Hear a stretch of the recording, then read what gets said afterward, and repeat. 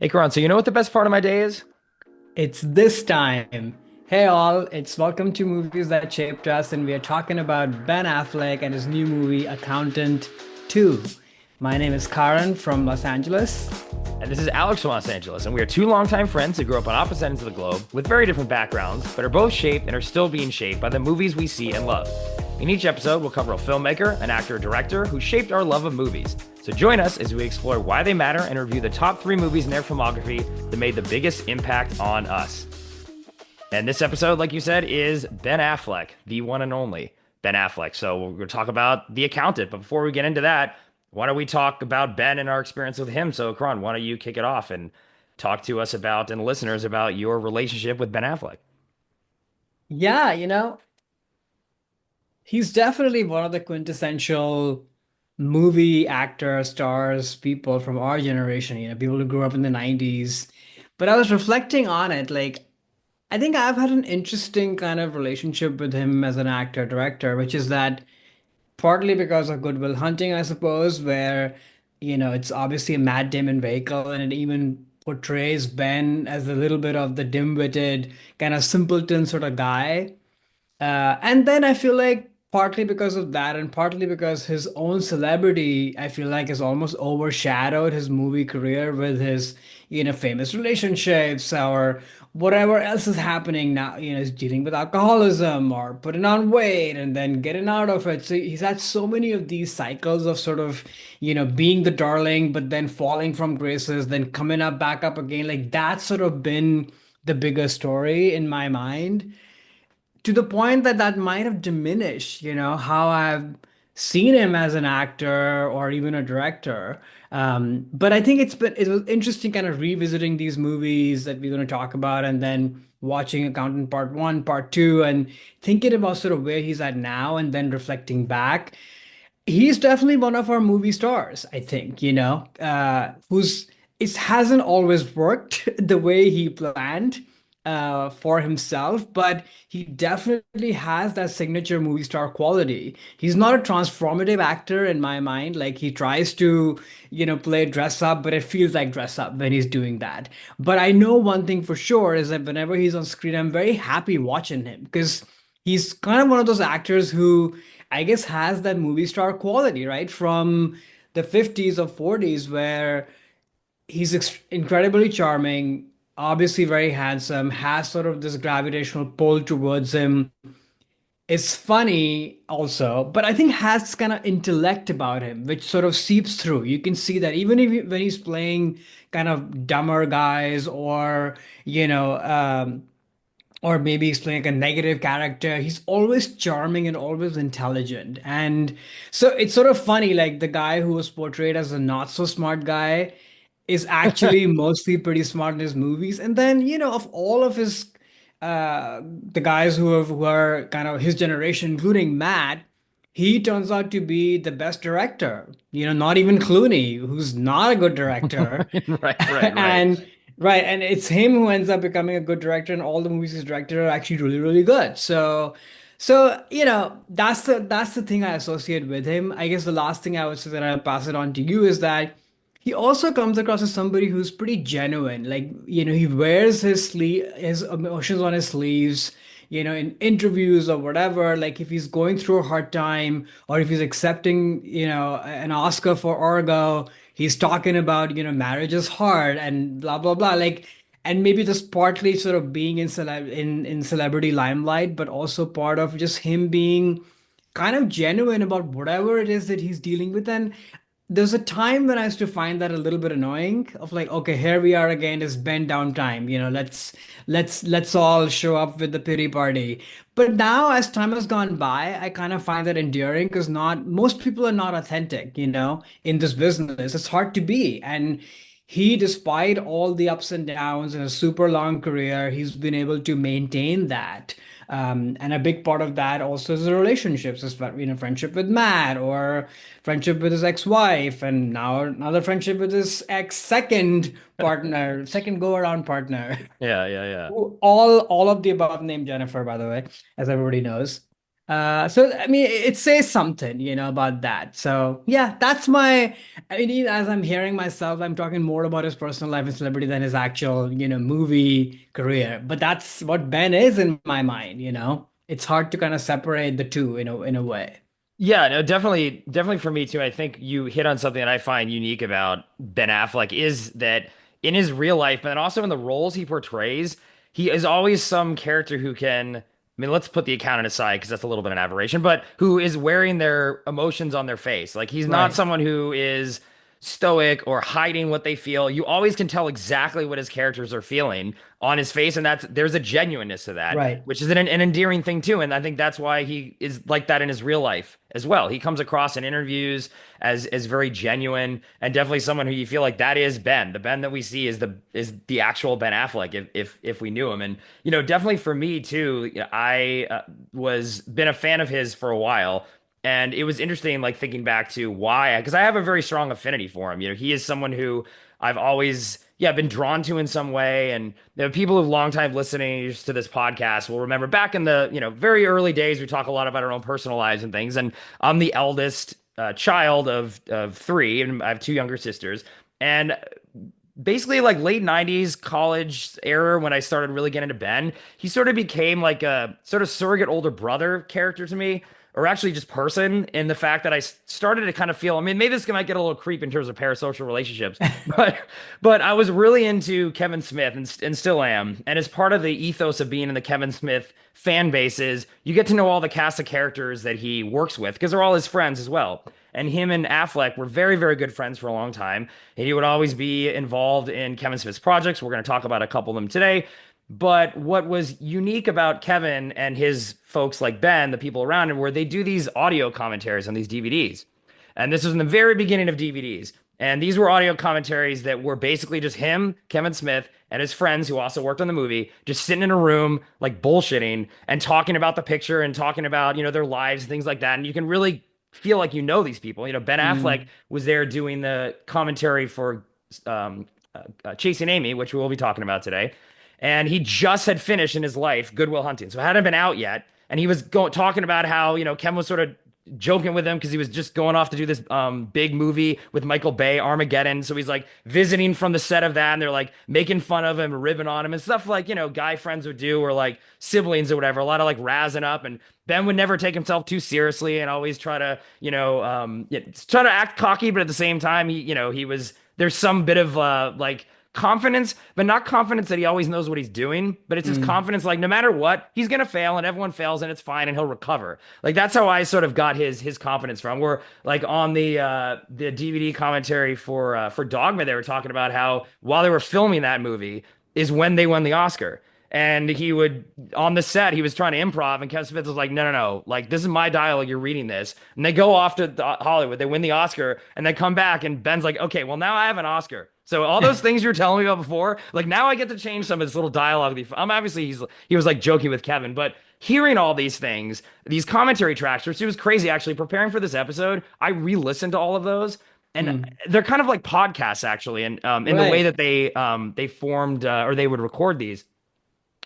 And I just was like remembering lines from the commentary tracks. It's like this kind of stepping back in time and feeling like you're just hanging out with Ben Affleck. So I always associated him as like that sort of best friend or older brother. And I'd follow his career with great interest. We had a lot of similar things about us too. Like he was big into comics, and that's why he did Daredevil. He was also grew up in Boston, which I did as well. So there was this extra kind of affinity that I always had for him. And I think watching his career and his personal life too, the troubles and tribulations he went through, because he was so honest about the mistakes that he made and the issues that he had, he was sort of like a guiding light for me a lot of the times of when I'd be dealing with an issue in my own personal life. I'd be like, okay, like, what would Ben do? I mean, not that maybe to that extreme, but I would think about interviews and things that he did and things that he had said, especially, in these commentary tracks to Kevin when he was talking about the struggles and the beginning of his career. And then obviously, the things with Jennifer Lopez when he just became more of a tabloid guy than even an actor, and how he bounced back from that and found his voice in writing and directing, which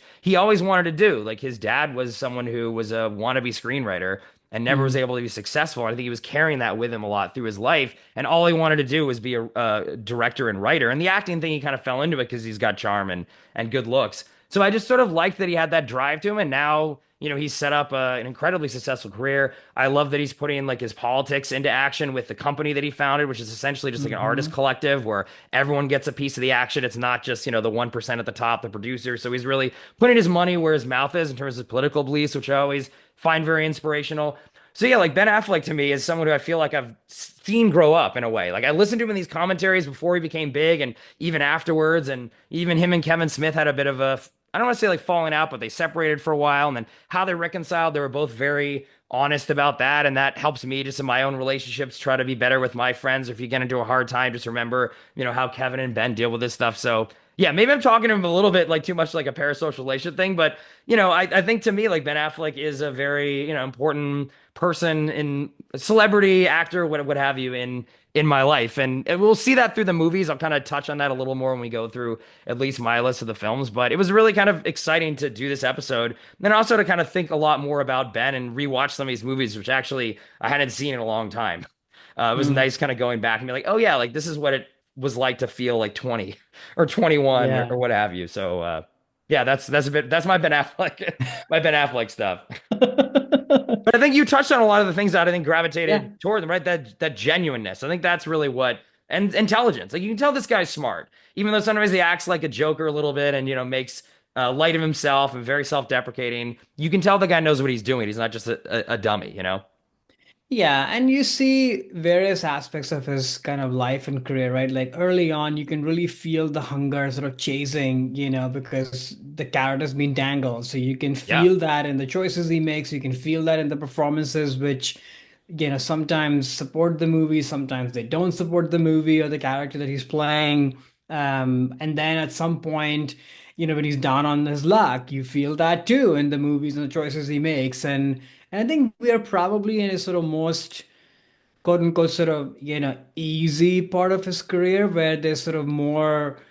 I mean, he's always been confident, but maybe he's more assured now and not chasing anymore. Like he feels more kind of at peace with sort of where things are at, and that's once again reflected, in the choices he's making and the characters he portrays. So yeah, it's almost like, typically movie stars have a persona and that's sort of, used, and the movies are built around that, and that persona may not be the true person. Hmm. Versus in this case, it's almost like the movie star persona mimics who the real person is across their entire life, which is kind of amazing, sort of worth almost studying and writing about, like, how, because that I can't think of many other examples like that, Hmm. mostly the movie star persona is created and then the person starts to kind of get disillusioned because they're like, oh, am I them or am I me? In this case, it's all real. It feels like that by design, or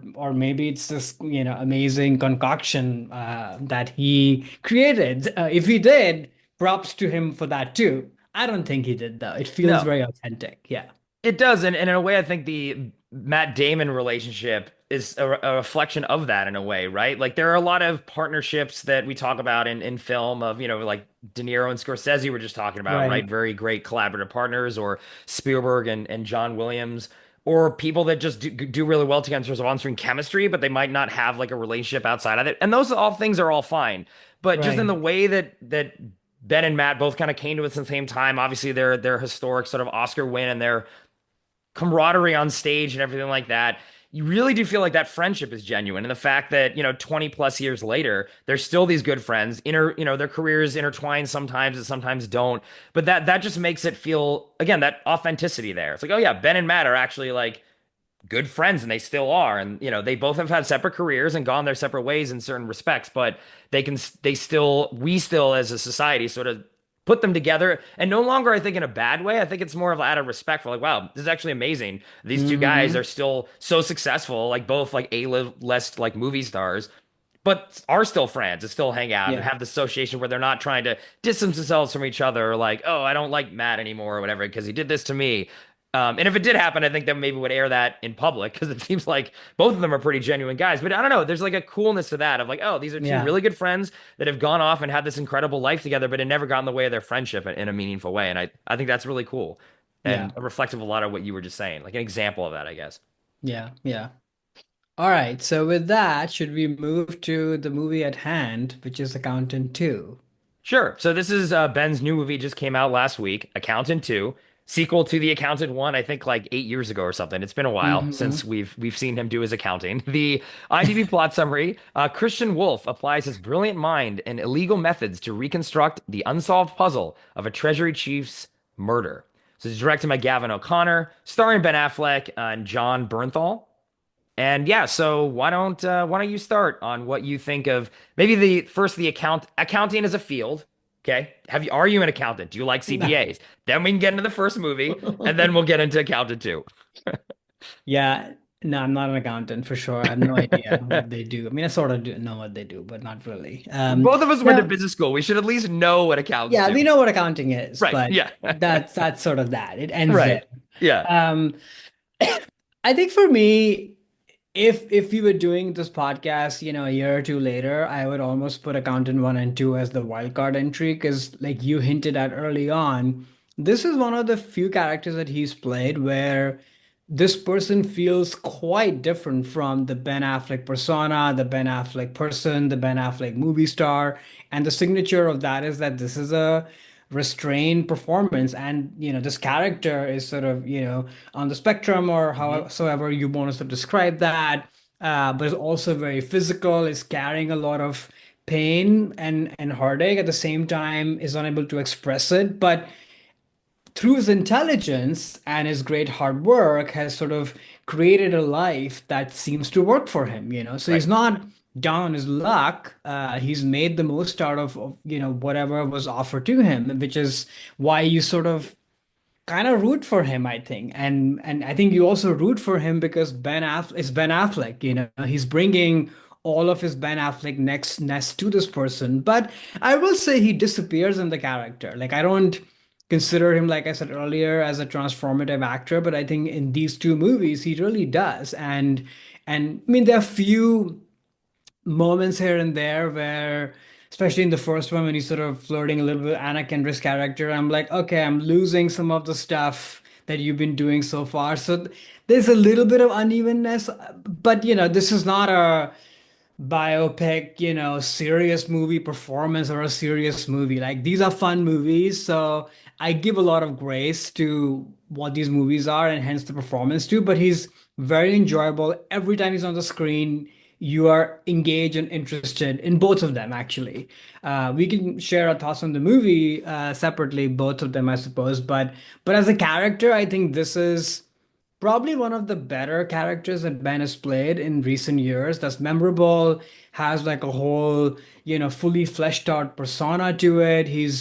It's great to see him as an action star. I think that's one of the qualities that, as a culture, people associate with being a movie star. And he's had a few goes at that, and they haven't really worked per se. Either he wasn't good or the movies weren't good, but it's kind of nice to see him actually have that work. He's very convincing as an action hero, like, oh, and kudos to the director and the filmmaking as well. Like each of those hand-to-hand sort of combat scenes, they feel really electric and real.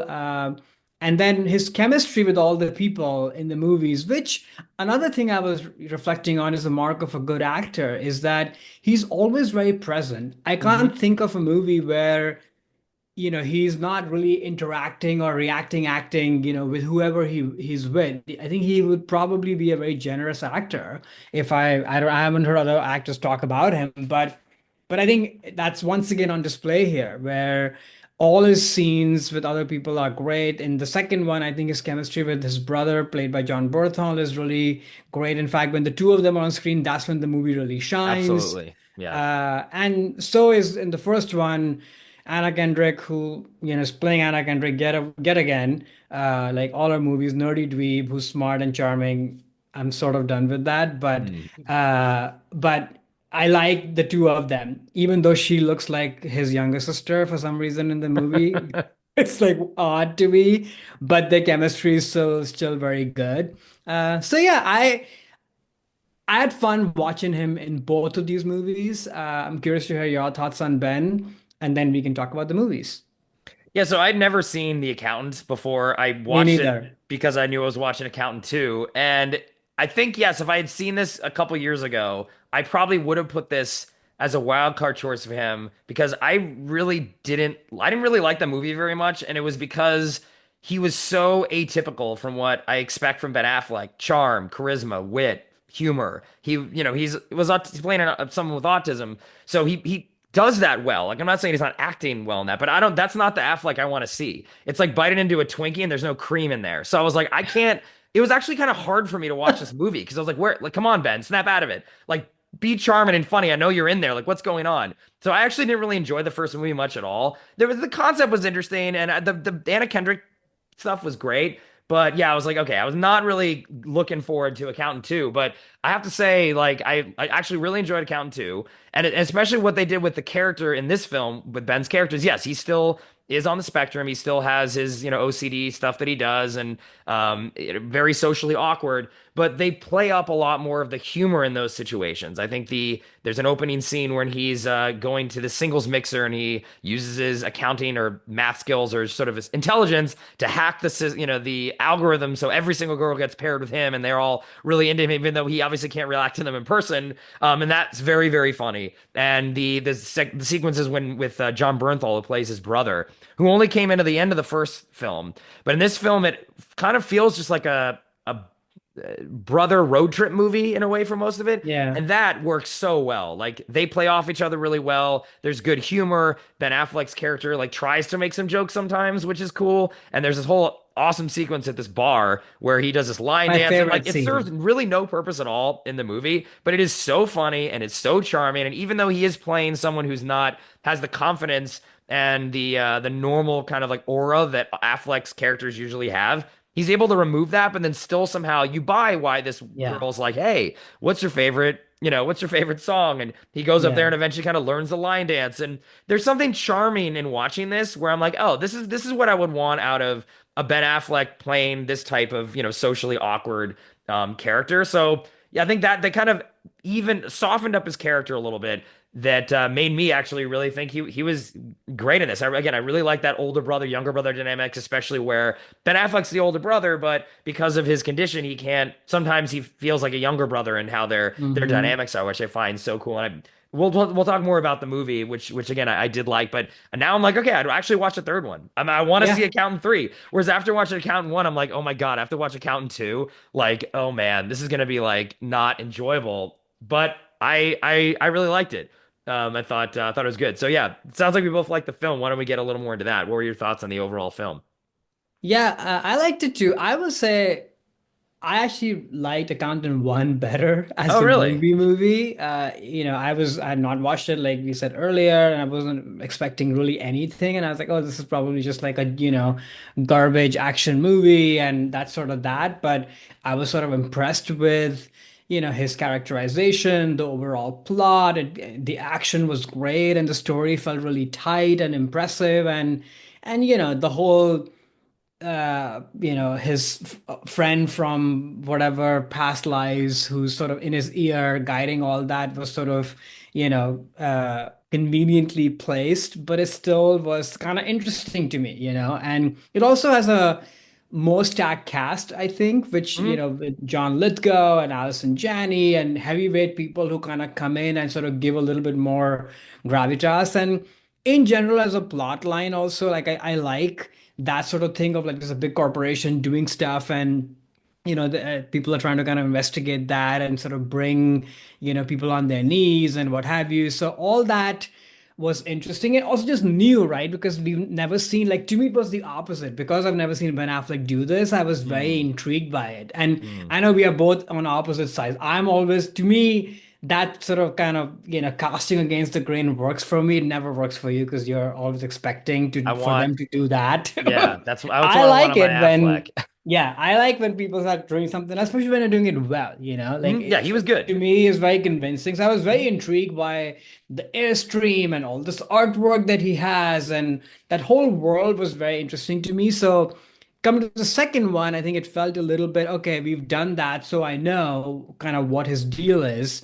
Like you said earlier, the relationship with his brother, all the comedic scenes and sort of the banter between them, that's when Accountant 2 really shines, and I love that. I wish the movie was just that. Me too. I'm also not very into sort of cartel movies, like that whole Mhm. thing. I'm immediately turned off by that. I don't know, I've never been into that except Sicario and maybe a couple of other exceptions, but that subject matter is just not interesting to me. So that sort of withheld me a little bit. That said, I was still very engaged and intrigued. Um, I think I would say the whole thing of these kind of smart kids who are helping kind of do the thing, like that's it's just too silly in my mind. I'm like, really, this is what's been going on this whole time. That's when the movie sort of lost me. Again, I know, like I said, that this is not to be like a serious movie. Like you're supposed to go in with, all expectations off. It's sort of like a very 90s kind of action thriller. But even with that said, this whole situation with the kids was just silly in my mind. Oh, I don't know why they did this. So there's some of that.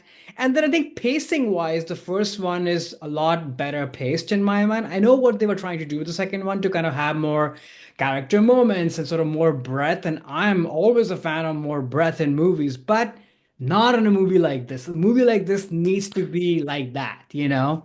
So I remember I sort of found myself tuning out, wandering a little bit, especially in the first half of the movie. Uh, but overall, I still had a good time. It's smartly produced and mounted, and I would totally watch the third one if they made it. yeah, I definitely feel this Accountant 2 was like two movies. One movie was Bernthal and Affleck, and I loved Just do it, and I want that. more. And the Yep. second movie was, yeah, this murder mystery with a cartel and honestly, I was not interested in that at all. Like, I was Yeah. not gripped by it. I didn't really care. And in fact, at the end of the movie, there's a, great, actually, they save sort of the action to the end. And I really like Yeah. the action set piece in Mexico when the brothers go and That's they great. rescue some kids, and they're like, this is great.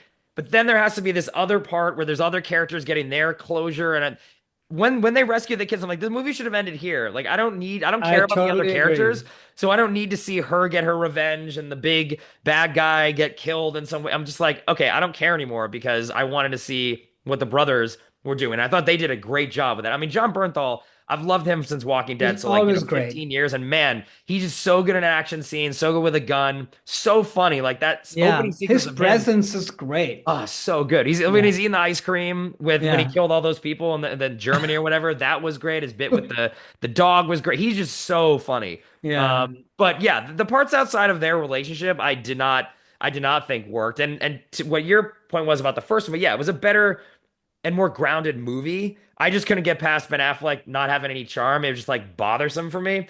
And in this movie, the kids thing, meaning like the sort of like autistic Avengers and back in that, you know, school or whatever, because the tone of this movie almost seemed a little goofier, kind of, because they leaned it a little more into the comedy. I thought actually that kind of worked for me, even though it was outrageously silly. And if that had been in the first movie, which was a lot more serious in tone, I don't think that would have worked at all. And I mean, like, really stood out. Then I was like, okay, I'll buy this. It's like maybe this is now the where you're taking this movie. Like, I'm okay. I sort of like gave it a pass, even though it was really ridiculous and felt like some USA Network TV show plot from like 2008 or something like Totally. that. Totally. But coming in with like I came in with such low expectations because I really just didn't like the first movie that I was willing to give it a break. And yeah, the comedy was just, I mean, I was one of the funniest movies I've seen in a while in the theater. At least I was laughing. So my theater was packed. I think I was laughing a little more than other people. The at the cowboy bar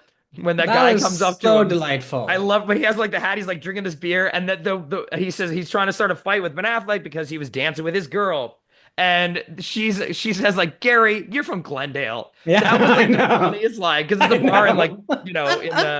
in the valley. There's actually a little section on Sherman Oaks. There's like all these cowboy bars. It's kind of fun if you've never been there. It does feel like Uh, you're in Texas or something. So I was like, right. oh, that's probably where they are. And it's like, yeah, you're just this poser cowboy guy wearing this hat. Like, Gary, you're from Glendale. With this I'm southern gonna be quoting accent that. and with like a twig in his mouth. I'm Yeah, like, where are you from? that was Oh, right here. yeah, that was so funny. I'm that line I'm gonna be Yeah, I laughed quoting out for a loud while, on I that think. too. But Yeah. yeah, that whole sequence to me, if the third movie, which they're kind of setting up to be basically just the two of them, and they were even hinting that they want to bring back Anna Kendrick too. I mean, that's the movie I want to see. Just these Yeah, brothers and dealing with interactions. Like the Affleck character needs someone to bounce off of because he doesn't have that charisma on his own. And I Bernthal, I totally think, agree. did it here. And Yeah. if they bring Kendrick back, I mean, yeah, I'm like all in for the accountant now. And 3 days ago, after I saw the first one, I was like, boo. Maybe you should watch Counter One now Yeah, that you maybe I should know what rewatch this it. is, because Yeah, it's a yeah, yeah, much better movie, like we said, and I think yeah. he's great. And but yeah, even with the tonality of the second one, yeah, it's goofy, but is it though? Because you're also dealing with children who are abducted, and there's all this like serious stuff with the cartel and this and Right. that, and it just doesn't work in my mind. Yeah, I mean, though that woman, like they invented. I mean, I don't know if this is Oh real. Like, yeah, the whole thing with the surgery, and I'm like, what? yeah, that's This sort of is, what I mean. This and then she entire looks movie. back in the camera in the Yeah. hospital. I laughed at that. People Oh, gave me me dirty too. looks. But again, the movie had this silliness to it, even in that, as serious, obviously, as kidnapping and sex Right. trafficking, and but they were dealing with it in a way that, yeah, did feel, again, to use the analogy, like a USA show from like Yeah. 2008, like a Burn Notice or something, where it's like there's a little bit of a wink to this, even because we kind of know it's silly, and maybe for me that type of tone seemed to work better than in the Mm, first movie because it allowed, I think, Affleck to be funnier. And that true. is what I expect out of Affleck. But, I think if I were to like gun to my head, which movie is actually a better like movie, yeah, Counting One. And my own personal affinity for Ben Affleck and seeing him in that state, I think just made it too You hard were for me. worried. Yeah, I was. It was like, if a friend of yours has a stroke and they're usually like the life of the party and now like they're sort of losing who they are, that is what it was I hard for get me to it. watch actually. I was like, no, I get Ben, it. no, Yeah. this can't be Ben. Oh, But yeah, yeah, maybe if no. I should rewatch the first one, Yeah, I watch think. it now. I think now you're primed for it. So, because I thought Yeah. he was great. I mean, he never really Oh, transforms, and he totally transformed in this role. So, for yeah, sure. Yeah. and like we were saying earlier, and we can move on to our top threes, but there's like a ease and assuredness with these two movies. Like I feel like he's not chasing, he's not, Hmm.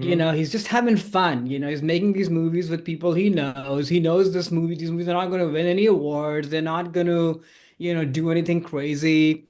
And it's sort of funny that not because he's in that headspace, it's almost like the movie star thing is actually working for once. Mm. Because that's what you want from a movie star vehicle is that the ease of the movie star to sort of take over and make this Hmm. thing work, even though the thing at the center of it is sort of simple or even silly or a throwback kind of thing. And if you were doing this very seriously, that, oh, this has to be a movie star thing, guess what? It'll be heavy and weird and not work. Hmm. And this sort of feels light and fun. So I'm very happy for him that he's kind of achieved this balance because balance is not a word I associate with him at No, all. no, yeah. Yeah, yeah, I'm very happy for him. And again, they produced this with his new company, with yeah. him and Matt's company. So they're going to be sharing the wealth with everyone, which is great. And I think it's doing well this weekend. So hopefully there'll be an Accountant 3 and we don't have to wait 8 years for that to happen. Yeah, yeah. All right. Well, should we move on to our next section? Yeah, let's move on to our top three. So this is the part of the episode where we get into three of our personal films related to Ben Affleck. So we're going to start off with our first love. This is the movie that really made us fall in love with Ben Affleck and set a specific, in my case, probably literally, it sounds like, but set up a specific why we like him and follow him as an actor. Then we're going to get to our masterpiece, the film that we think personally to us represents Ben Affleck's best performance. And then finally, a wild card. This will be a movie that he maybe took a swing, did something he doesn't normally do, and it either worked or didn't work, or a movie that he's made that we just want to highlight that might be overlooked. So with that, why don't we get into first loves, and why don't we start with your first love of Ben Affleck, Karan? Where are we starting? Okay, we're starting in the space. So my first love of Ben Affleck is a movie called Armageddon from 1998, directed, of course, by Michael Bay, starring Bruce Willis, Billy Bob Thornton, Ben Affleck, Liv Tyler, a whole bunch of other people. Quick logline: after discovering that an asteroid the size of Texas will impact Earth in less than a month, NASA recruits a misfit team of deep core drillers to save the planet. I'm laughing as I even read this because it's just so ridiculous. But The I'll go 90s. back to The to 90s. Ben. So yeah, I was still in India when this movie came out, and to give context to people, like the Hollywood expos that made it overseas were basically these big blockbuster movies. That's all I'd ever seen of Hollywood, especially in the movie theaters. I'd seen maybe on VHS some other kind of proper serious movies, but not that much. So this is definitely etched in my memory of kind of going to the big screen, watching a big movie, and being taken over by the magic of sort of Hollywood movie making. And if you compare that with especially where Bollywood movies were at that time, it's like a whole other world.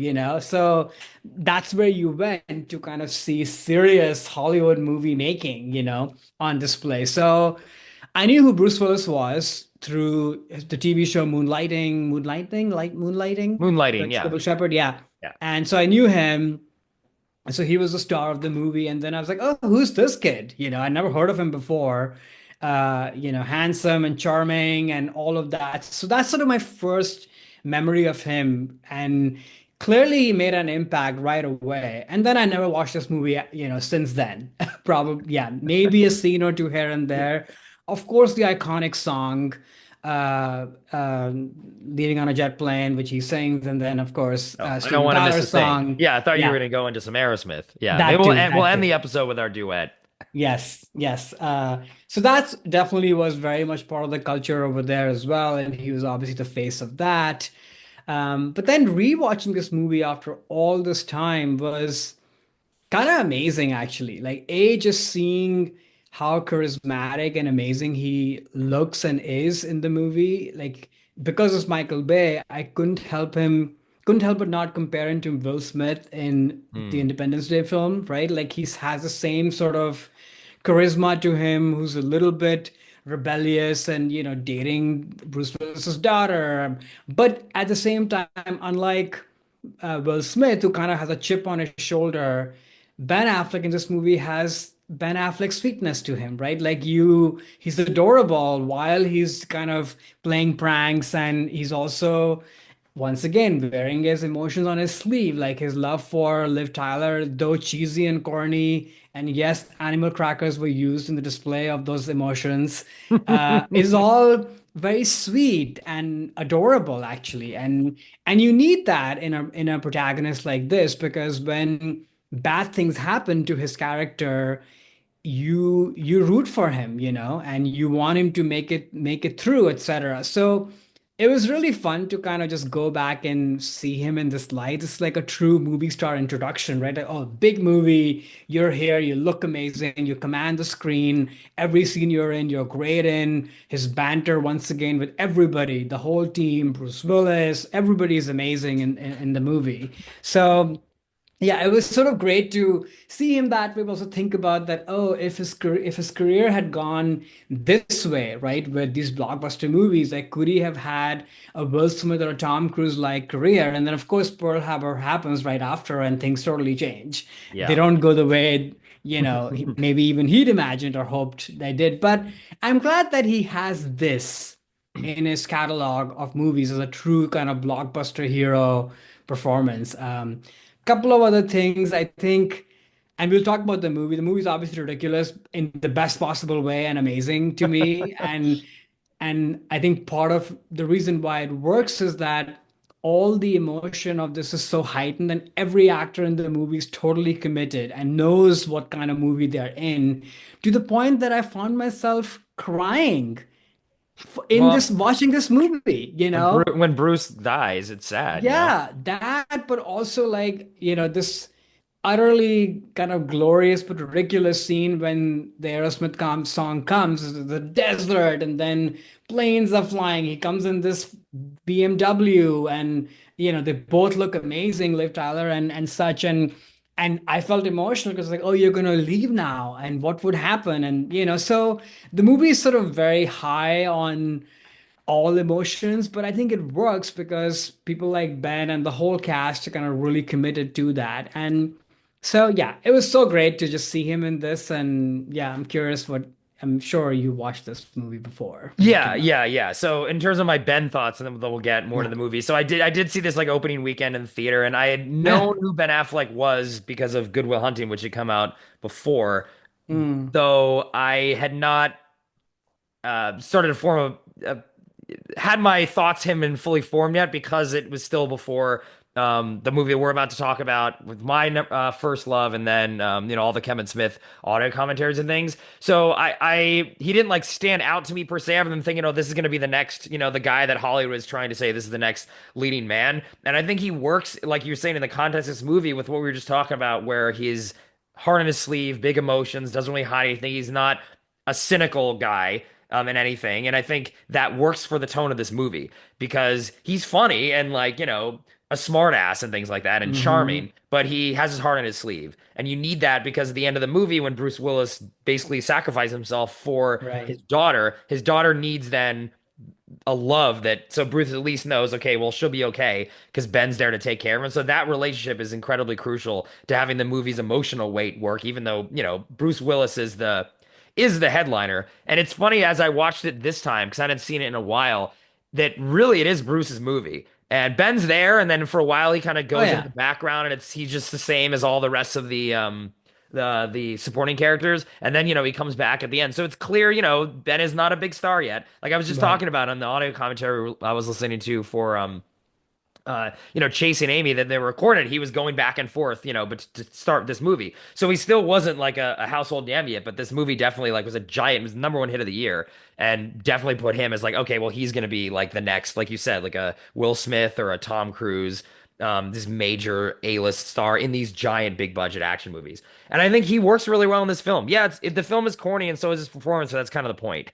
I think it's very fun Totally in the beginning. works. He's chasing him, Bruce Willis is chasing him around the oil rig, shooting at him and stuff because he's been with his daughter, and that stuff is really funny. And I think he looks fantastic in it. He looks like a leading man, and he's able to With take. new teeth.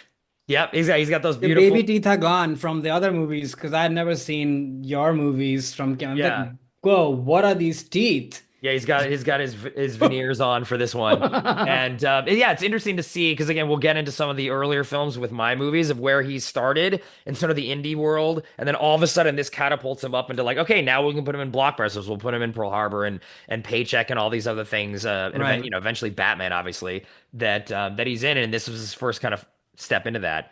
So it was fun to look back on, and also too, I'll just point out we were talking a lot about commentaries. I don't know if you've heard the audio commentary I've on the heard, yeah. Criterion for this. Yeah, Yeah, yeah, which yeah. I re-listened to it. I watched the movie in prep for this, and then I re-listened to the entire audio commentary, which is great. I mean, it's not like the Kevin Smith ones where we're all in the same room. They're recording Right. individually, and Affleck is not in the whole thing. But you can definitely listen to his snippets on YouTube, and it gives you again a sense of like his personality and he's just a cool guy. He's like, yeah, like I said, Yeah. this movie's dumb to Michael Bay, and Michael Bay's like, shut up, like I don't care. And I don't know, like, and he's making fun of the movie and doing his every time Billy Bob Thornton comes on screen, he talks like Sling Blade. He's like, we gotta get them astronauts, Yeah. getting them potatoes. Like that stuff's cool. Like I don't know. So funny. The audio commentaries are half of it for me for Ben Affleck, so I just had to call that out. But yeah, the It's so movies. You only funny. saw this once in the theater and then hadn't seen it since it came out, basically. No, not that I remember it. Yeah, maybe just might have caught some scenes here and there because it was on cable a lot, I think, Hmm. but not really. But I talk about the movie. Yeah. Yeah, it's like a classic, 90s disaster movie, big blockbuster with all the bells and whistles. And I don't know, watching it after all this time, I was very nostalgic for Mm. that kind of movie making where, of course, it's ridiculous, the logic, as Ben himself has said, that would it be easier to train the astronauts to be drillers versus the other way? Like the whole premise of it is sort of whatever. But you're along for the ride, and it's movie making dialed up to the thousand. And but the point is that it works. Actually, I think you're totally gripped by it. We talk a lot about mise-en-scène and movies transporting you to a different world. He does it, Michael Bay in this movie. It's not easy to do with all of these bells and whistles, and he manages to have a handle at that, plus character development. You know who each of these people are. It never sort of feels bloated. It never feels like it's wasting time on people. the plot of it is very simple, but you understand it. It's sort of, I don't know. I was thinking about Top Gun Maverick a lot watching Mm. this movie. Of course, Top Gun Maverick is a much better movie in a different league, but it has that same thing of like there's something that's going to happen. We're going to explain it to you very quickly, very easily, and then you're on board. And then it's going to be all about, action, great sequences, and characters being with each other, and you have to give it up to Michael Bay for keeping the character thing alive. Otherwise, it would be very easy to just, sidestep all of that. And without the characters and the banter between them and the stakes and the emotions, this movie wouldn't be what it is, and it wouldn't be fun to watch, especially as special effects and things have aged Hmm. and, all of that doesn't look very good. I will say though, all the practical effects, they look amazing because they're actually there. I mean, the shuttles are real. They're at the space station and the recreation of when they are in space, like all of that stuff is amazing. You're totally gripped by it. So it was a great, I was enthralled, nostalgic, had such a good time. I watched it on my home theater system, blasted up my speakers to the nine, and it was such a great time. Nice. Yeah, I hadn't seen this in a while. I've maybe seen it about 4 times, and I want to like it more each time. Like, I'm not the biggest fan of this movie, and like back in the day, this is like '98, and Michael Bay was like one of my favorite directors ever. Coming off of Bad Boys and The Rock, which are two of my favorite movies of all time, Right. this felt like a letdown even in the theaters. And for me, there's not because there really isn't a villain in the film except for like one scene where the government's trying to work against the what Billy Bob Thornton's trying to do in terms of shutting this missile off or something. It's like the lack of an antagonist. And I know they're trying to make it the asteroid, and there's all this stuff in the audio commentary where we talk about that. But the dramatic stakes for me, so I can't get invested enough in it Mm. because there isn't like an antagonist other than they have to go off and do this thing. So while the movie is incredibly entertaining, I mean, this is like the Ocean's 11 of character actors from the 90s, like just one of the best cast movies of all time. And oddly too, and every time I see this movie, I think about it. Like Ben Affleck, screenwriter and actor. Owen Wilson, screenwriter and actor. Billy Bob Thornton, screenwriter and actor. So you have these like three really successful And Steve award-winning. Buscemi also, in his own right, like a great actor, and Oh yeah, but like yeah, the screenwriters there, like they could work on some of the yeah. dialogue or like they understand character. So it's like I always find that fascinating. But yeah, I think overall, I think it's good, not great. I want to love it more every time I see it. Just a little long too. I feel like they could have taken maybe like 15 or 20 minutes off of it. That I agree with, but for sure. Like when they're in the space, all of that sort of feels a little bit dragged out to me. Uh, But it but yeah, looks, yeah, continue. I mean, it looks, incredible. I mean, there's a simple dialogue scene of Bruce Willis trying to impart a couple like words of wisdom or whatever to his daughter, right? Liv Tyler. Instead of them just sitting in a room, it's like they're outside. They're these giant sort of like broken down things. The Oh camera's yeah, swooping through. It's a sunset. It yeah. looks like a perfume commercial, All and the yet it's just things, like yeah. 3 lines of dialogue that they could have. If I was like the budget guy, I'd be like, put this in a room. Like we don't need to do all this stuff. Like save some money. But like back then, they were like Michael Bay, like you know, do whatever you want, take all this money, and it that I do. It's like a charm, like you're saying, because of that. It's like they don't make them like I know we've been saying this a lot recently, but they don't make them like this anymore. No, And even though I do feel a little bloated and it doesn't like hit me in the way that I even at the time when I was 15 and saw this, so, like I was wanting to feel like The Rock or Bad Boys and it didn't quite get there. I still am like, wow, like there is something special about this. And yeah, I think you're right. I think the story is a big part of it. That it's really a character piece more than anything else because the hmm, story is pretty simple. Drill the thing, blow up the asteroid, people die or they don't die. So you really have to care about all of these cast of characters. They do a very good job of balancing all of this. So you get to know each one of the guys, and when some of them die, you're like, oh no, like right. that guy's dead. Or, they all have little fun little backstories. And, yeah, that adds some bloat to it, but I think that's the right kind of bloat. Like I you're going to think be hanging out so. with these guys, right, for 2 hours. So I want to know about Steve Buscemi's backstory and him, taking out all those loans and all that stuff's funny. It totally is, and I think to me, all of that racks up the stakes, right? All those theatrics of production, like you're saying, that the scene could have been in a room, but because it's Yeah. not, you care about these people, and that's why it's emotional. Yeah.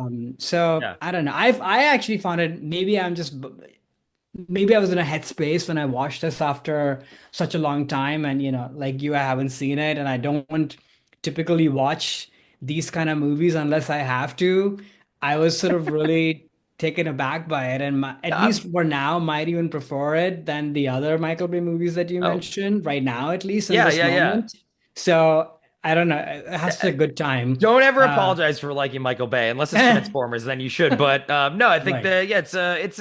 yeah, maybe one day I'll sort of forgive its length. I guess it's like the length and the lack The of length is antagonist, but definitely a bit of an issue. I there agree. there are definitely some scenes that get you. Even Ben Affleck mentioned this in his commentary that he's like me. I'm not much of a like rah patriotism jingoistic Right. guy, but that sequence in this movie where it's like they're about to go off and it's cutting to, this farm, farmers, and it feels like, are these people from like the Dust Bowl? Like it feels really like not accurate, but it's still, I'm like, oh wow, like I'm touched. Like, yeah, go up there and like the giant American flags and the ship's about to take It's off and very like patriotic, you know. yeah, and they cut all around the world. There's like here's Istanbul and here's like all the I people and know, like which I love also that. made me emotional, also laugh. I'm like, yeah, yes, everybody's sitting by the Taj Mahal because where else would you be while this is Right. happening, right? Of And course. then once they come back, we're in the 50s because people are running, kids are running with like hats and I'm I like, know. where are we now? What time did we reverse back in time? What I just know. happened? It's just like iconography. Is that it's not realism. It doesn't have to be, but it hits you in the No, right. Yeah, and that's Michael Bay. I mean, he's a commercial right. director, a music video director. He knows how to do that stuff, and those scenes are very effective. Right.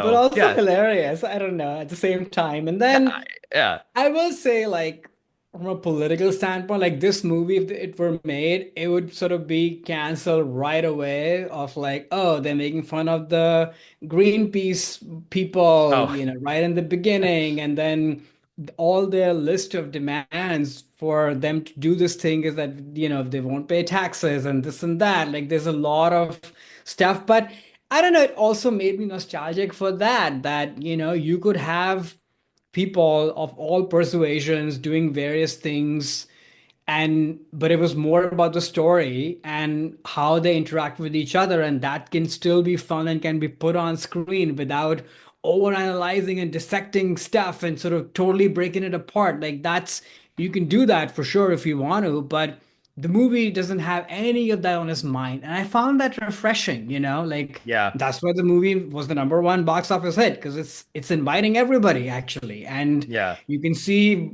more if you want to see, but it's not the point. No, totally. Ben Affleck even calls that out when like they use that list of things you're talking about. Like the actors sort of made that up and created their own Oh, things. And he's like, oh yeah, Bruce Willis, who is definitely a Republican, he put the no taxes thing in there, which yeah, that got the biggest laugh at all the test screenings or right. whatever Ben was saying. So, but yeah, it's like it's funny. That is a yeah, it's a time when not everything yeah, was like caught up in some, I don't want to say like, it's like taking sides. Not everything is about sides. It's just that this is a bunch Yeah, of stuff that happens in the movie and it's still a funny joke. And it exactly. works. And Yeah. there's some truth to it too, right? Like people are who are. And I mean, back then you could still sit with someone like that and share a beer. Now you probably wouldn't want to do that, which to me is a bummer because you should, Yeah, it's why Bruce not? Willis.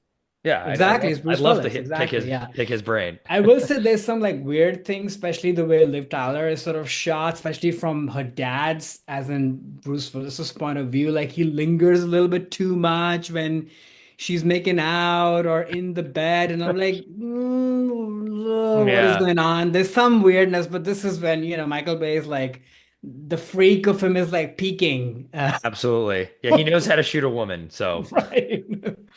All right. Well, so that's my first love. What's your first love of Ben? so my first love is a film that came out a year after Armageddon. So this is Dogma from 1999, written directed by Kevin Smith. The IMDb plot summary: an abortion clinic worker with special heritage is called upon to save the existence of humanity from being neglected by two renegade angels trying to exploit a loophole and re-enter heaven. So starring Ben Affleck, also Matt Damon as well, and a bunch of people in this movie: the George Carlin, Linda Fiorentino. Um, yeah, I mean, I could spend a lot of time listening out of Jason Lee, Right. Janine Garofalo, but yeah. So this movie for me was my Ben and Matt movie. Like I had seen Good Will Hunting already at that point.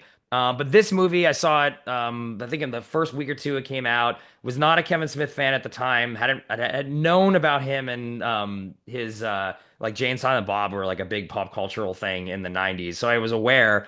But I sort of went into this a little bit blind, other than there was a ton of controversy at the time.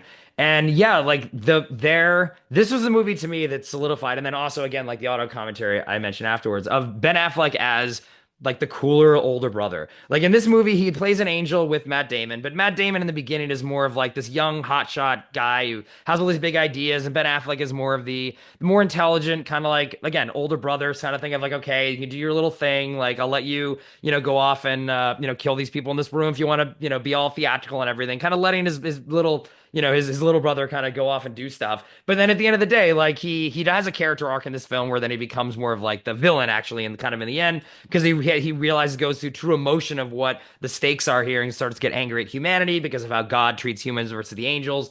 And that it felt very grounded and real to me. Again, this guy who's putting his emotions, on his sleeve per se. And then also too, like has the Ben Affleck charm. He's incredibly funny. Him and Ben having, that amazing chemistry that they had in Good Will Hunting. But for me, this is more how like relatable to me. Not that I'm an angel, that I can say. But their banter, which again is obviously funneled through Kevin Smith and how he talks, right, is a lot of references to a lot of different things, the vulgarity involved. This is exactly how I talked as maybe even now I still talk like this. But their banter and their conversation, the kind of things that they talk about, is exactly how I talk to my friends in high school and college. So it felt more relatable to me than the characters in Good Will Hunting, which were not, Ben played a working class guy, working construction sites, and the troubles that they dealt with there just were not the same type of life that I came from. But again, I chalked this up a little more to Kevin Smith, obviously, because he wrote the dialogue. But this felt more like authentic to me in that sense, because it was exactly how I talked. So that's why for me, like this movie was the one where it's like, oh my God, this guy's super cool. Like, and hearing the commentary, like I talked about, I kind of learned more about who this guy was, and outside of the movies, and I was like, oh, this is like I could hang out with this dude. He could be my brother or like one of my friends, and same interests and all this kind of stuff. So this is the one that really, for me, solidified Ben Affleck. And then, yeah, like I've been sort of in love with him ever since in that respect. So I had no idea about I don't know why this has not come up off mic in all the years that I've known you, which is why we do this podcast. So that's great. there you go. Yeah, and we'll talk Yeah. more about the movie because I have a lot of things to Yeah. say about that as well. And I know I'm trying not to turn this into a Kevin Smith episode either, because which is not. It's Ben Affleck. Yeah. So yeah, what are your thoughts on the film, starting I guess with Ben's performance in this? Had you heard of this movie before? When this came out in the States, it was like got a lot of press because Mm, super controversial because of the Catholic Church. So right. it got a lot of notoriety. I kind of doubt that made it to India though. No, and I mean, I probably watched a little bit of.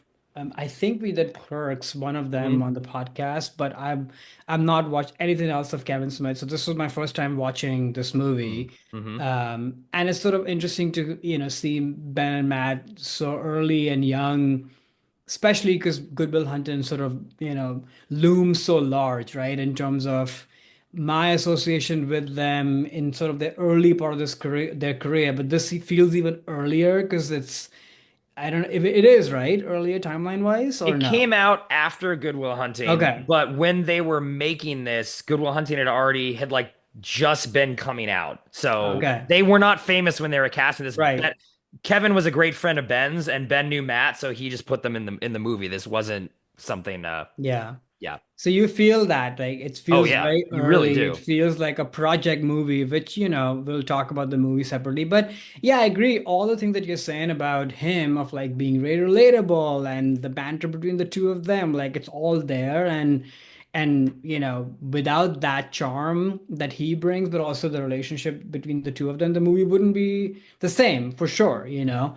I will say though, and maybe this is getting into the movie a little bit, is that his turnover in terms of his arc happens so late in the movie that to me it was almost jarring, and then we sort of never dealt with it. And they were also missing from the movie for a very long time because there's so much of other There's a lot going exposition on. and people and this and that it was a hard time watching the movie, especially as a 40 something year old. I'm not the demographic for it. I mean, yeah, if you were watching it when you did watch it, then of course you build a different relationship with it. But now it was sort of very grating to watch anything like this. That said, he's great and they are both great. And it's interesting that, if you watch Good Will Hunting, like I said up front, like you put Matt on a pedestal, right? Because that's who the character is, the movies around him. But in this one, you sort of see Ben in that role a little bit, because even though they both have equal screen time, but his presence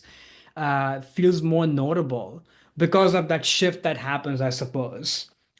Yeah, I guess he But has more of an arc. Maybe that's he has why. more of an arc. Matt doesn't really have much of an arc, even though he's more impressive in the beginning, and Ben is sort of more reserved and laid back and seems like the more sensible one, like you were saying.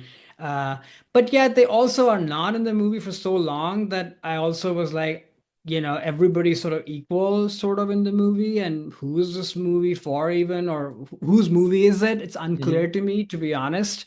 Other than Kevin Smith, it feels like after watching two of his movies, I feel like all these movies are him, Yeah. even though he doesn't say much until the stuff that matters the most, that he says himself.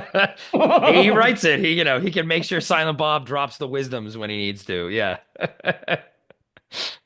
Yeah, Uh, so in terms of the yeah. film then, this would really have been the first Kevin Smith film you watched, it sounds like. Hmm. Yeah, so for me, this started my love with Kevin Smith, and he definitely was one of the more important filmmakers for me for a very long time. And this movie had a lot of like buzz and controversy at the time, and I'm not also someone who grew up religious, definitely not Catholic, more of like a secular Protestant household. So a lot of the Catholic dogma, if you will, no pun intended, in this felt more, and I think also this is Kevin's intention in the way kind of he wrote it. It felt a lot more like, yeah, like a comic book movie in terms of there's all this lore and there are these things, and then there's a lot of exposition. Like when you're reading a comic book, there'll be parts when they have like this little editor's note, and they'll just be like this block of Mm. text, and it'll sort of like fill in, what this person, oh, 30 issues ago, this kind of thing happened. And Kevin's like a huge comic book fan and also author later. He wrote comics as well. And especially on this watch, because I watched this movie like dozens of times for like 10 years. Like when I was in college, this would be like something I'd watch like almost weekly along with most of his movies. So it was one of those movies where I'm watching and I remember every line of dialogue. But I hadn't seen it in a long time. And it really does feel like the structure of a comic where everything's exposition with not much being said. And now, granted, that is also because this budget was incredibly small, and you kind of tell there's a lot of Texas switches and little tricks in the editing where they're like things are happening off camera because they can't show it. That Mm. to me has always been part of Kevin Smith's style, especially back in this time. It's been endearing to me. It feels like a student film, and I don't Yeah. mean that necessarily in a bad way, but it feels very much like yeah, like DIY filmmaking. Maybe that's kind of a better way to put it. And I always found that style endearing, especially with him, because I listen to a lot of his commentaries and podcasts and kind of feel like I know him. So like, okay, I'll kind of give it a pass where there's a lot of in this that obviously feels very yeah, DIY. I'll just put it that way. Yeah. I don't know what was I will say too though also I it's a fantasy comedy and that I'm not a big fantasy guy, but I love fantasy comedies. And I always like the way that fantasy can be woven into like this funny world that everything is kind of a gag. And this again like is a perfect example of that. So that's another reason Mm. why this kind of works for me. But I'm curious on your as a 40-year-old who is not like a Kevin Smith guy. Um, who probably had never, he'd even heard of Jay and Silent Bob. Was that like a thing in India or not? No, never heard of it. Okay. Yeah. Yeah, so curious yeah, on how this Yeah. read with you. I mean, I think what he's trying to do with kind of the comic book style for, religion, I think that's pretty clever actually. And I feel like more people should try to do that. So I found that actually quite clever. That said, though, yeah, to me, the DIY-ness of it and the student film nature of it, I can appreciate it and I can applaud it at the same time. It's kind of grating as well. Yeah, And, yeah. because it is what it is, right? So, and I think to me, what makes it a little bit more, I guess, grating is that there is, yes, a DIY-ness to it, but also a smugness to it that comes in the writing. And I've seen now Mm, watching both of these movies back to back, there's this, which again, 20-year-olds have that, right? Like we're doing this, but we also know it all. There's like, we got this sort of thing. And so it's true, it's authentic in that sense. But as a viewer watching it, it's definitely rubs me the wrong way at times, where it's like, oh, you're doing this on purpose, because and there's like a smugness to it that Hmm. comes across. And a lot of movies have that, but because it's so DIY, like the smugness kind of really screams at times when it does, because there's no other, things to hide behind, right? It's the true you that's sort of behind it. That said, though, it's a fun watch. How could you not have fun watching it? Like it's funny at times, laugh out loud funny at times, even though there's a lot of exposition.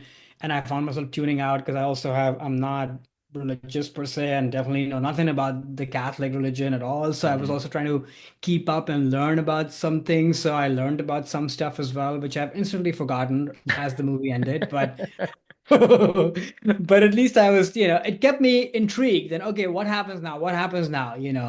Um, Even though the whole style of the comic book of like, okay, we're going to give you the block of text, and then some other idiot is going to say that in layman terms, it became so tiring because it happens all the time, which I'm like, we could just halve the whole length of this movie and do it just one of the ways, Yeah. or Yeah. find a way to integrate the two in a more seamless way. Like that would be a more, I guess, fun watch. But as a concept, a fantasy comedy, I think that's pretty amazing actually, and I would totally watch that.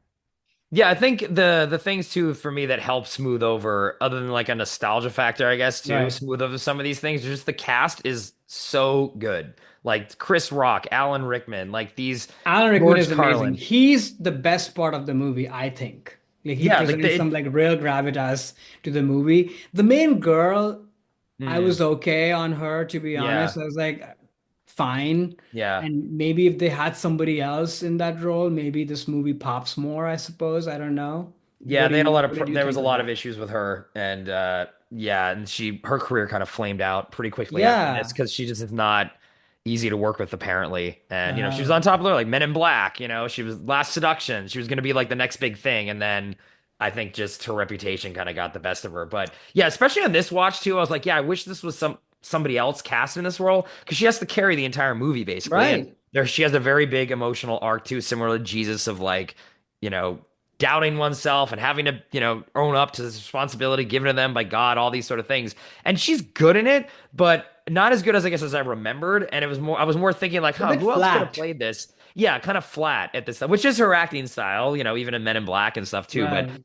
I think as the lead, she needed a little bit, maybe a little bit more though. There's so many other people around her that have like, Chris Rock's got more charisma than like 40 people. So maybe it would have been too hard. And Jason Lee too, even though he's barely in this movie, that guy is like a, Right. 40-watt light bulb lighting up the screen every time he's on it. Yeah, So he's so great. maybe it would have been too Yeah. hard for someone who's there'd be too much competition.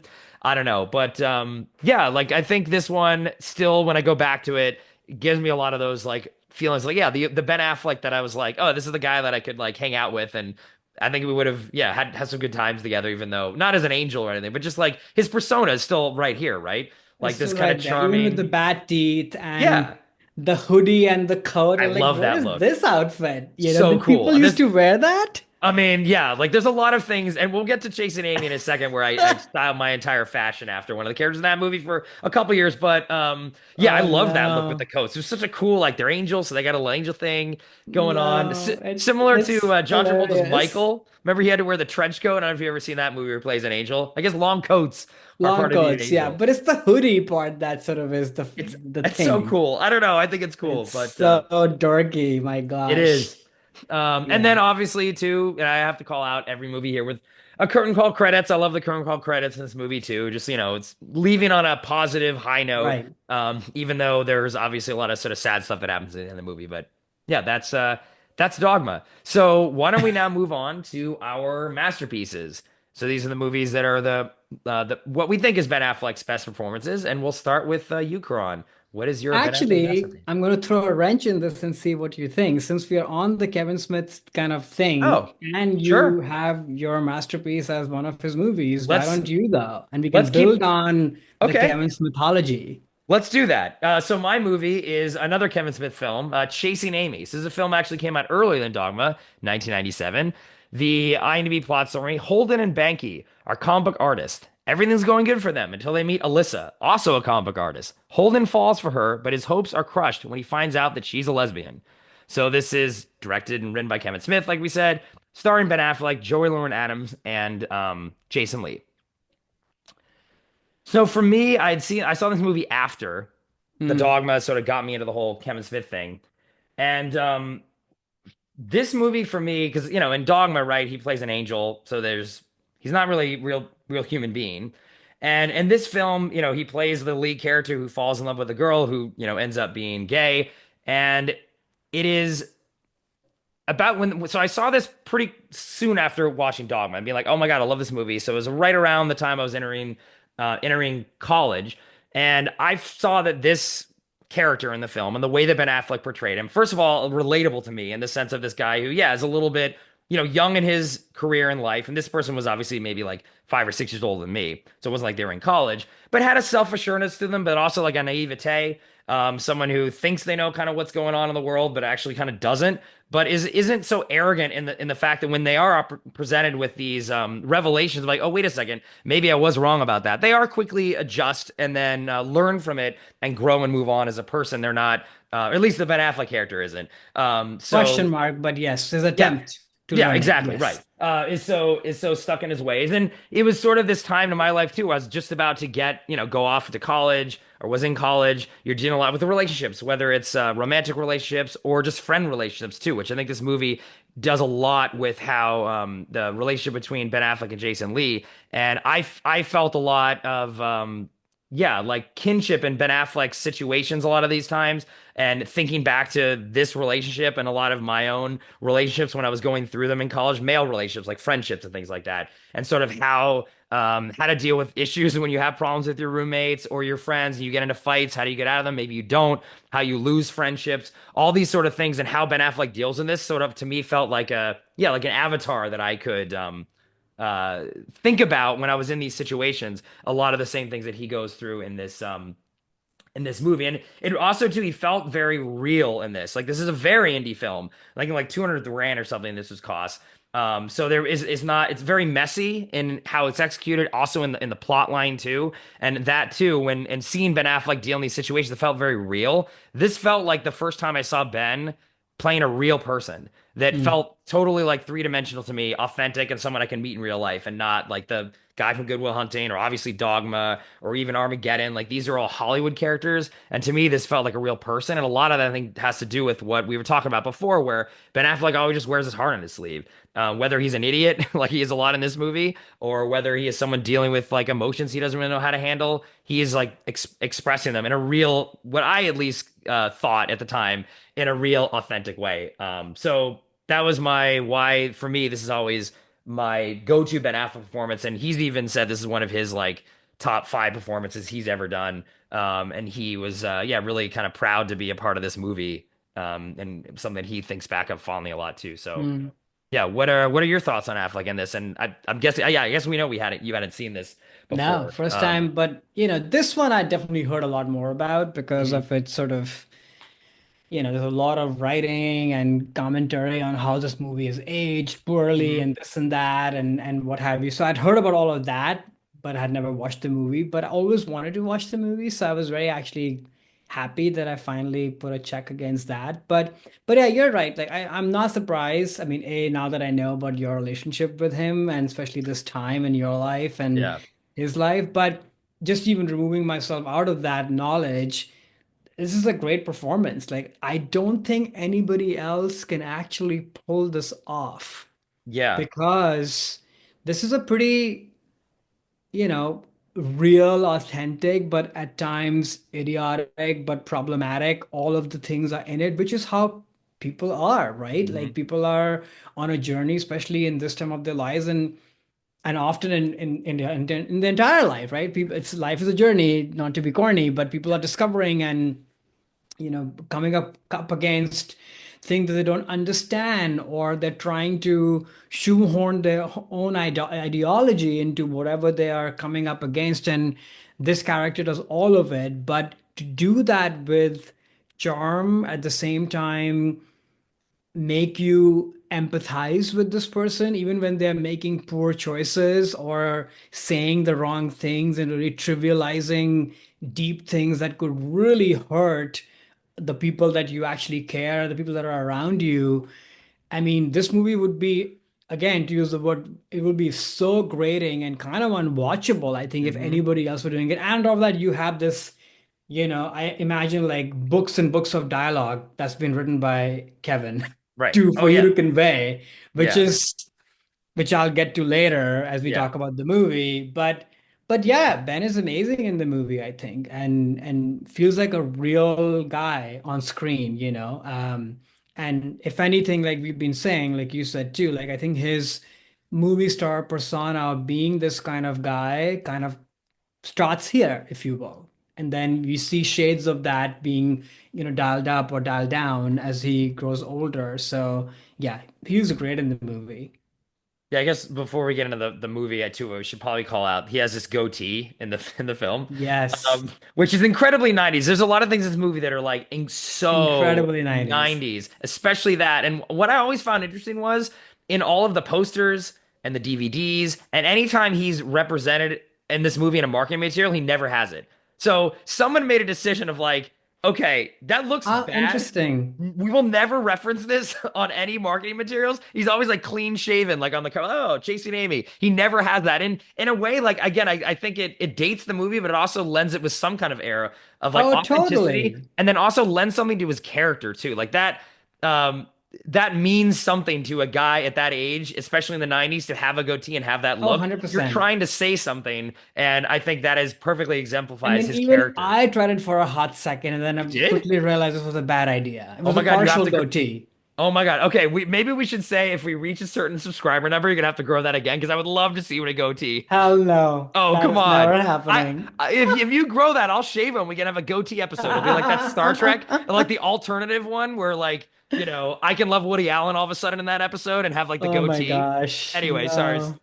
That'll come up later. April Fool's Day episode. But yeah, I just wanted to call out the goatee. And now, in terms of the film, it is still a movie. So it's a movie that Kevin wrote this about a lot of his own life experiences. Really, like the main theme of this movie is basically being someone who is with a romantic partner where they've done more things than you, either life experience or in this case, like sexual adventures or whatever, and feeling inadequate in yourself with that and how you struggle with that. And yes, he uses the fact that she is, gay in this film to kind of like tell that tale, but he's dealt with a specific relationship in his past. He talks about this a lot, that this movie is kind Mm. of based on that theme, which is something that that theme also resonates with me too, like of feeling like, okay, wait a second, like, can I be with someone who is more experienced? I don't mean like sexually or anything like that, just in general, right? Like, how do I feel in those situations when I like to think that I'm very self-assured and know everything, like Ben Affleck's character does in this movie, and then he's confronted with the fact that, wait a second, I don't. And then how do you handle that? You lash out at the other person like he does in this movie at first because he just is too immature to kind of handle that.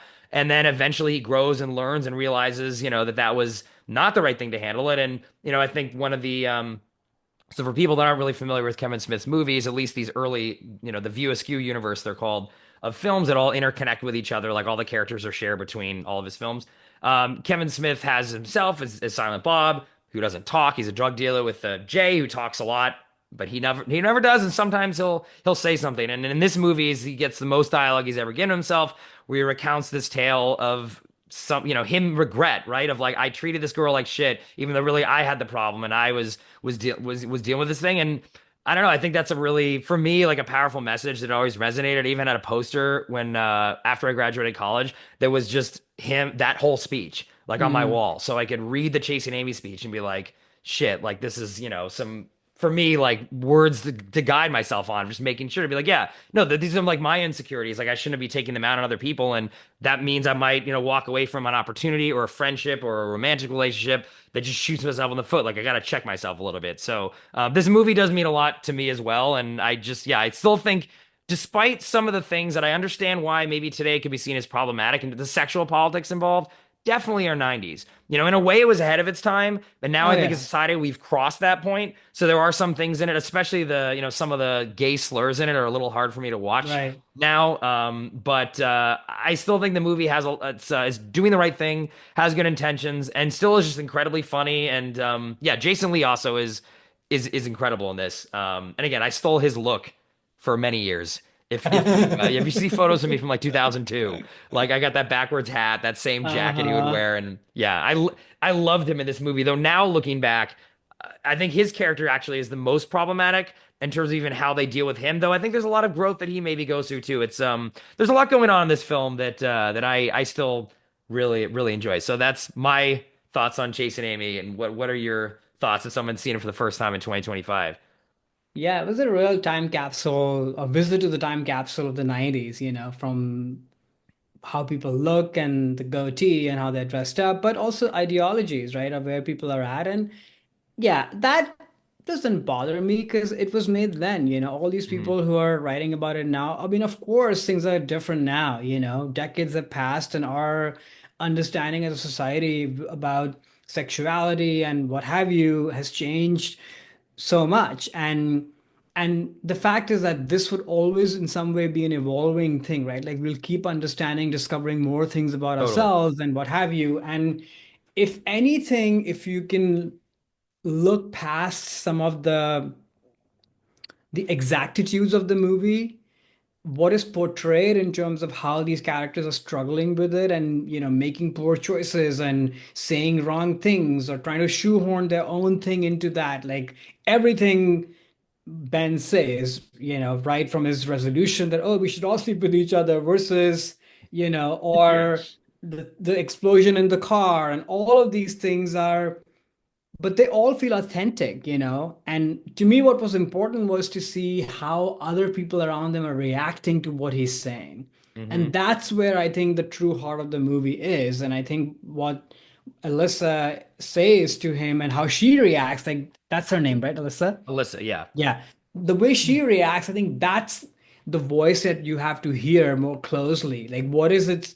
How is all this impacting her? Why Hmm. she ends up walking away and breaking up at the very end of the solution, even though Jason Lee's he's game. Like, he has pegged Yeah. him right. Right. But she's like, no, this won't work actually if we all sit with each other. And Ben doesn't even get it because once again, it's like a great learning of like how men, not to sort of stereotypically say that, can be very analytical that, oh, I've gone away in my cave and figured out all the things that are wrong and here's my dissertation Hmm. without considering anybody else that Correct. was involved. And often that's the wrong conclusion or not fully understood or not fully understanding what the impact of that might be in somebody else, right? So Hmm. so I think it's portrayed, and that's what makes the movie actually relevant because this will we will always be dealing with all of this. I think to me, and I should say like the setting of the movie, how authentic it feels, and also Alyssa, this actress, I don't think I'd seen her ever before when she Oh, first Joey Lauren Adams, yeah. Yeah. yeah, when she She's first so showed good in up this. on Yeah. screen, I was like, what is this person? What is this voice? What is this acting? And then as the movie went on, it was so jarring to me. Mm. And then as the movie went on, I was like, such a brilliant, unique person, and how she kind of carries herself, her interactions, it feels so authentic to me, just, given where the movie is set and played. So yeah, I enjoyed this movie quite a bit. My trouble with the movie is once again the dialogue because Mm. people like this in this time just wouldn't talk like this. And once again, that's where the DIY peaks in. It's Kevin's mind and his body that's sort of all represented, but I can't imagine anybody in real life going on these soliloquies and talking like this. You should have And known me in college, but oh my gosh, yeah.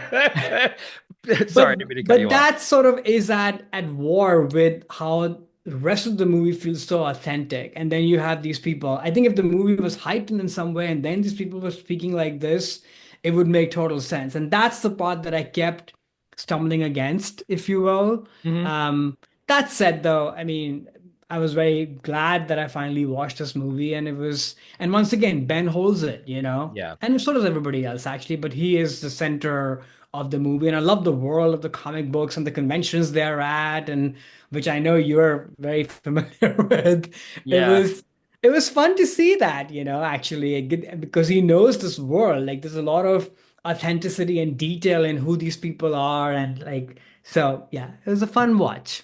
Yeah, that is. I loved watching that too, like the comic book stuff, because that was 90s comic book conventions, which are so different than now. And I went to a Yeah, couple so back then, pure. totally pure. And it's just a bunch of nerds, like, Yeah. getting mad at, like, you're a tracer. I love that scene too with Casey I Affleck and know. stuff. But, like, that's what it used to be like. So it was nice on that. But yeah, on the dialogue thing, I find Kevin Smith's dialogue, I compare it a little bit to, like, Quentin Tarantino's in that no one talks like that, but people want to think they can talk like that. And so then Very in that endearing. way it feels authentic because it's like you wish you talked as cool as Quentin's dialogue. And for me, because I'm more of a nerd and like I fit more in the Kevin Smith thing, I was like, oh yeah, I could totally have conversations like Banky and Holden are having like all the time. And I kind of did, obviously not was well written, but like that was the kind of bullshit that I'd be talking about late at night in a college dorm. So to me, Oh that yeah. feels at least aspirationally authentic. But yeah, I know what you mean. He has a very distinct style in terms of his dialogue, but which either you like it or you don't. Same as some people think Quentin's overwritten too. So I I mean, it totally I would totally work get that. again, right? Quentin's movies are so heightened that it all works, you know? Yeah. These movies are so grounded, and that's what is odd to Mm. me. That Yeah, said, yeah, yeah. I can still appreciate it that, oh, here's somebody who's like the dialogue are the embodiment of the mind, so I can Sure. see it that way and separate it. But I guess, yeah, if those two were in harmony, like the movie making style and the dialogue, I think this movie would actually be like the movie would be a masterpiece because it's Mm. such a, I don't know if there are any movies kind of discovering this topic, of who you are, your sexuality, your relationship with other people, especially friends and what have you. I mean, the movie gets knocked down for its sexual politics. I don't know if any movie has been made recently that's doing this in a true, authentic way, without Yeah, sort of being totally drowned in whatever your own political beliefs are. It's actually pretty exposing for somebody to absolutely. say, "Oh, Yeah. I struggle with all of this," and I don't think we can make that movie right now because we're so aware and we're so overly up our own butt that we wouldn't Mhm. be able to make a movie like this. So, No, yeah. exactly. It is very like I think just a very personal to Kevin Smith. Yeah. And the thing you were saying too about how guys kind of go off and do this and all the ways that Ben Affleck's character acts in this movie, I wonder too if it was like therapeutic in a way for Kevin to be like, yeah, I was an idiot and I this is what I did, and now the regret is, the Chasing Amy speech, and it's sort of like all kind of there, and the fact that Joey Lauren Adams, who plays Alyssa, was his girlfriend even at the time. They were dating. They had Oh. met before, so he was weaving some of their real relationship in it. And the commentary track, Ben, who was home, like very poor at the time, was staying at their apartment during the filming of this movie on the couch. And he'd be like, yeah, every so often I'd hear like mom and dad fighting in the other room about something. It was really awkward because I'd be with them on the set, the next day. But I wonder if that is the authenticity you're talking about, just because Kevin's like, this is everything that I want to say, and sort of mea Yeah, he culpas to all poured my his former heart into it, girlfriends or clearly. whatever. So. Yeah, yeah. And I wonder if he had yeah, he did have a goatee, I think, at one point. I think we should grow goatees. I think we should pledge to our listeners now. I cannot believe you tried one on. I think you'd look cool, honestly. But No. we'll come back to that the next time we see a goatee in one of these movies. But why don't we move on to your masterpiece now? We'll move on from the Kevin Smith portion of this episode. And what is your Ben Affleck masterpiece? All right, so my masterpiece for Ben is Gone Girl from 2014, directed by Fincher, starring Ben Affleck, Rosamund Pike, Neil Patrick Harris, Carrie Coon. Great cast. Quick logline: the husband of a missing woman becomes the chief suspect in her disappearance. So we covered this movie previously. I forget what episode that was. Theater going experiences, I believe. That is right, You exactly brought for it. me. Yeah, you Yeah. brought it in. Yeah. So I mean, this is sort of an all-timer movie for me, as it is for most people. I think this movie has grown in estimation, even in Fincher's catalog as time has gone Yeah. by. But for Ben specifically, this was very apparent in the culture, even right as this movie came out, because this movie almost sort of, self-mythologizes Ben, who Ben is in his real life, if you will.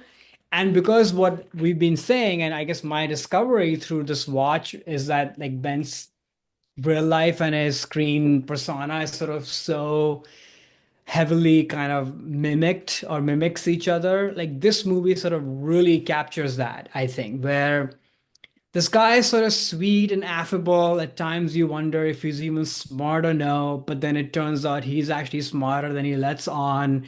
But he's charming all the way, and in fact gets into trouble because he is charming. He smiles at the wrong time and makes poor choices and is lazy at times, or is too full of himself at times, or is just chasing the wrong thing.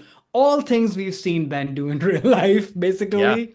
It's all in the script, and it's obviously genius casting by Fincher, and I don't even know how much Ben was aware that this was really happening to him in this movie via this character.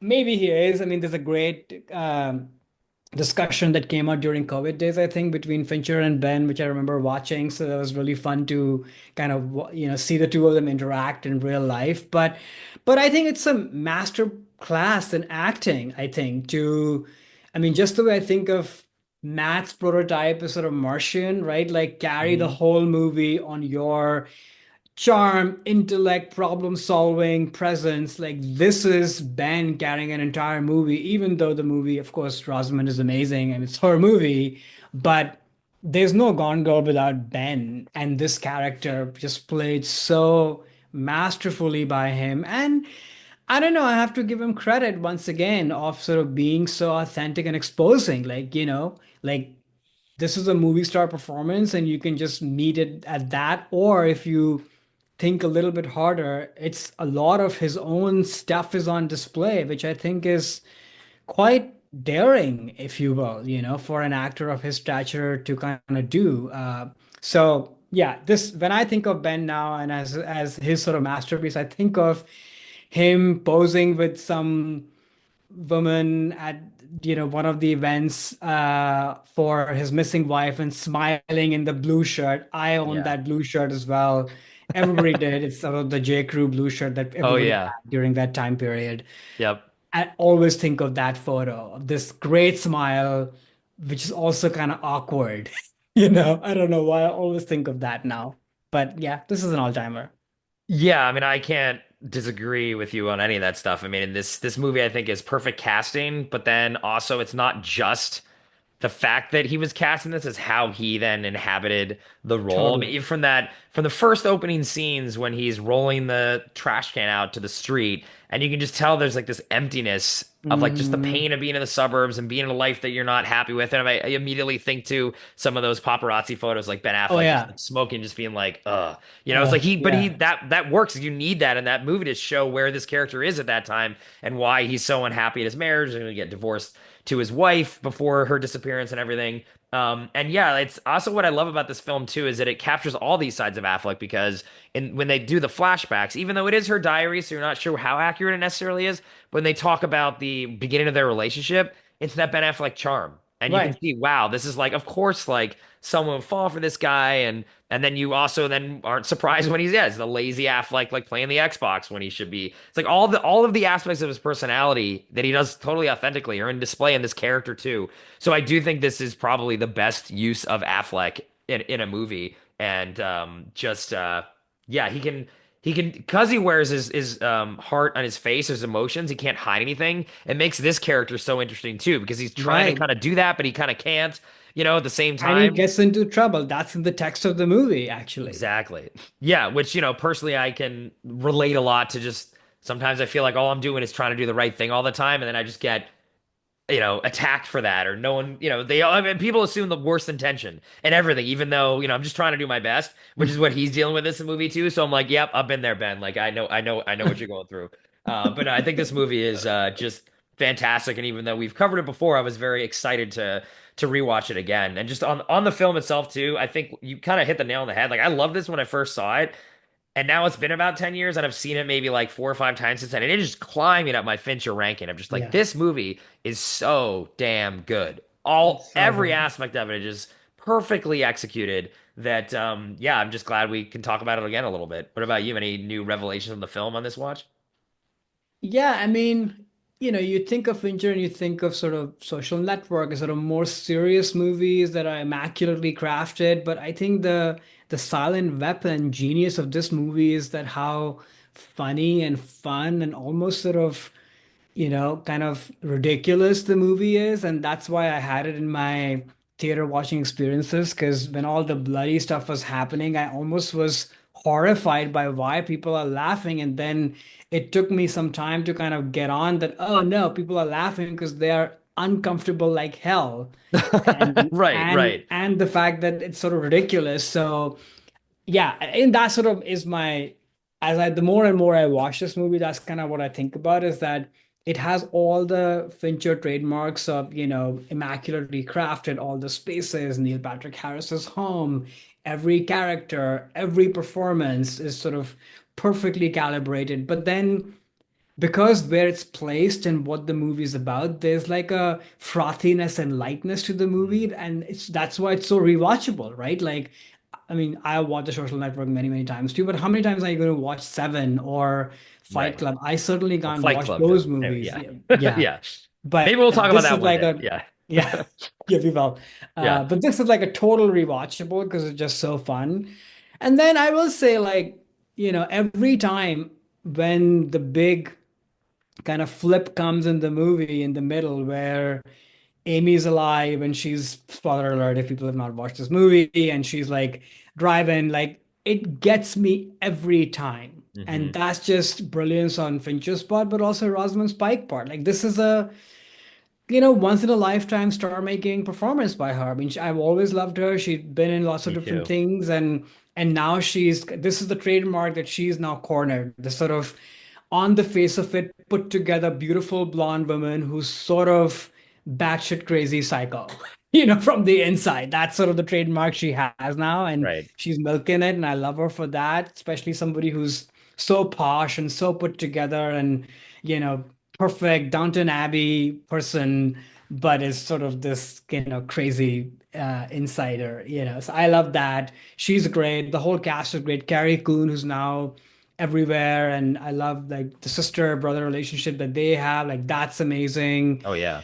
and just the whole world, of this sort of kind of smart boss girl and who they think they want and then what really happens and the life in the suburbs and even her relationship with the parents and how they've kind of used her to sell these books. And there's like so much depth to each of these people and that's what makes the movie so rich, right? That otherwise you can just look at it as like a immaculately made movie that's fun to watch and batshit crazy stuff happens. Right. But you can also really go deeper in the psychology of all these people. And you mentioned Tyler Perry, who's amazing in the movie. It's like everybody's is amazing in the movie. Yeah, no, it's a fantastic cast, not just Ben. And I do, yeah, I think you said that there's a lot of deep things going on here. I mean, this movie I think is about like how you present yourself and what roles do you play in a marriage, in a relationship, Totally. even down to the parents creating this, amazing Amy character storybook. And now did she have to fit that role? Is that what they expect of her? It's all about that. And then when Affleck also is, suspected. Well, now would you play the role of the innocent man? What do people expect in that? I can't be. It's like all these people that can't feel like they can be authentic because they have to fill these roles. And I think that makes this movie just a great movie about relationships and really about marriage too. And I think this is one of the darkest endings of any movie Oh where my she basically gosh. traps him in this, marriage that is not, both of them have to fake it basically forever for really no reason, actually. There's really not really, but he feels totally trapped. But I think similarly to Black Bag, a movie we covered in a bit, I think it's just a great movie about, yeah, like being in a relationship with someone, what a marriage means, how you have to, what roles you just kind of start inhabiting automatically, even though no one's really asking that for you. Are you doing that for you? Are you doing that for your partner? Like what is really going on there? And I think this movie, that's all the things underneath the surface that every time I watch that, I see more aspects of that. And I think also that's why Ben does so well in this too, because I think this is something that he has had to think about it himself, Hmm. not only with his relationships, but like we were talking about, okay, Armageddon, now he's thrust into this role of like, okay, you're going to be the action guy. Okay, Pearl Harbor doesn't go so well. Paycheck doesn't go so well. Daredevil goes so well. Okay, so now what do I do? What is my role now? I'm floundering for a little bit. Oh, maybe I'm going to now be a director and a writer. And like that is now, and now his new role is, like you said, just like a chill kind of guy who's got his company and seems to hopefully have, have things at least covered for now, though I'm sure, there's surprises in store for us from Ben, but I think that and maybe why this marriage of material and star are so good too. Yeah, He I struggles agree. with the same things. Totally. It's funny you mentioned Black Bag. I was thinking about that too. And we both love Black Bag a lot, but Yeah. it's also a movie that I feel like I'm not thinking about at all. Like it's sort of, and I mean I love Soderbergh, but Mhm. and it's unfair to compare these two movies in many ways. Sure, sure, That sure. said, though, like this movie, because it's Fincher and because all the departments are kind of really singing and shining from the score to the way it's mounted, like this movie is a movie. Like, it's Yes, not yes, just your, TV movie that was well made by somebody great, that has depth and is, mounted nicely, which is all what Black Bag is. But this movie sort of transcends into yes. being something bigger and more epic. And it's credit to all the things that we said about. And unfortunately, Black Bag isn't. I mean, I hope I'm wrong. I hope over time it sort of finds, something similar to that. But I don't know. There's something about the epicness in the small story that's deep that this movie is telling Gone Girl, but it has all the theatricality of it from the score and the crazy Neil Patrick Harris death. I mean, the indelible moments in this movie versus Yeah. Black Bag in a sort of hazy light, which I had an issue with. It's become that Oh, already, you oh, know? yeah. Yeah, I mean, I think that is just, I wasn't comparing them in terms of quality, more just theme, but I think that's just a different approach to the directors, right? Fincher's a Yeah. perfectionist, takes years to kind of get exactly what he wants, and Soderbergh just does It's stuff it's a and low some key. yeah, Yeah. he just sort of he's playing around with the medium and sometimes he plays around and stumbles upon like an Ocean's 11 or something and other times it's movies that are bad and sometimes they're movies that are very serviceable Totally. like And we Black love him Bag. for that, obviously. Yeah. Yeah, no, they're Yeah. both masterpieces. Yeah, this movie, I think, over time will become more and more, acclaimed. And yeah, I do wonder, does this enter now at some point for me, at least personally, into like the top three of David Fincher, which I Oh, never it is thought for anything could me. kind of get in there, and it's like hitting at the heels right now of like, Yeah. so every time I watch it, I like it more. It We'll is for see. me for sure. All Well, right. Speaking of, one quick note. I had thought you put this as the masterpiece because you see his masterpiece in this movie, and I just want to point that out. This is the movie that Ben reveals all in, and I'm surprised every time you get surprised about the jump to when she's alive. I forget every time that Ben just lays it all, let us it all hang out in this. because So I it's just wanted not to, real. That's why. hey, let's not. He always is authentic. This guy is not. I He don't think never in puts a this false anything in. department. I don't think so. Okay, well, that debate can continue off mic, but Jason Lee wishes, but no. yeah. All right. Speaking of the wild card, what is your wild card? So my wild card for Ben Affleck is Daredevil. So this is a film from 2003, written and directed by Mark Steven Johnson. The IMDb plot summary: a man blinded by toxic waste, which also enhances his remaining senses, fights crime as an acrobatic martial arts superhero. So this movie, starring Ben Affleck, Jennifer Garner, Colin Farrell, and Michael Clark Duncan. So for me, and why I put this as a wild card, and again, this might get just a little meta here, just because of sort of how I view Ben Affleck for me. But Ben Affleck, like I mentioned before, I'm also a huge comic book fan. He's a huge comic book fan. Daredevil was his favorite comic book character. This is a time when his career was still pretty high, even though Pearl Harbor hadn't done so well, but he was like the next like big guy, AAA movie star, kind of do whatever he wanted.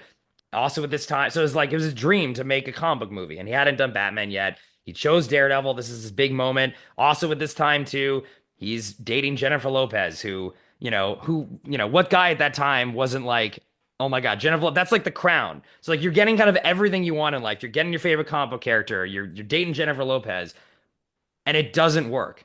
Jennifer Lopez doesn't work, but also this movie doesn't work. And it sort of was something that he talks about a little bit. But when I saw this, I could tell that sometimes you're in those situations where it's like everything you wanted, and you're at the chance to execute on it, and you have full control. It wasn't like he was being told he had to do something he didn't want to do. Like he's the leading star of this movie, and it's sometimes things don't work out. And what does that mean? And how do you recover from that? And what do you learn from that? And I think this was a time period, including the J-Lo thing too, right? That he met with some big failures. And it's one thing to fail because of somebody else, but it's another to fail fully on your own and with something that you desperately want to work. And for me, that is what I always think about when I I still enjoy this movie. I don't actually hate it. We'll get into the movie in a second.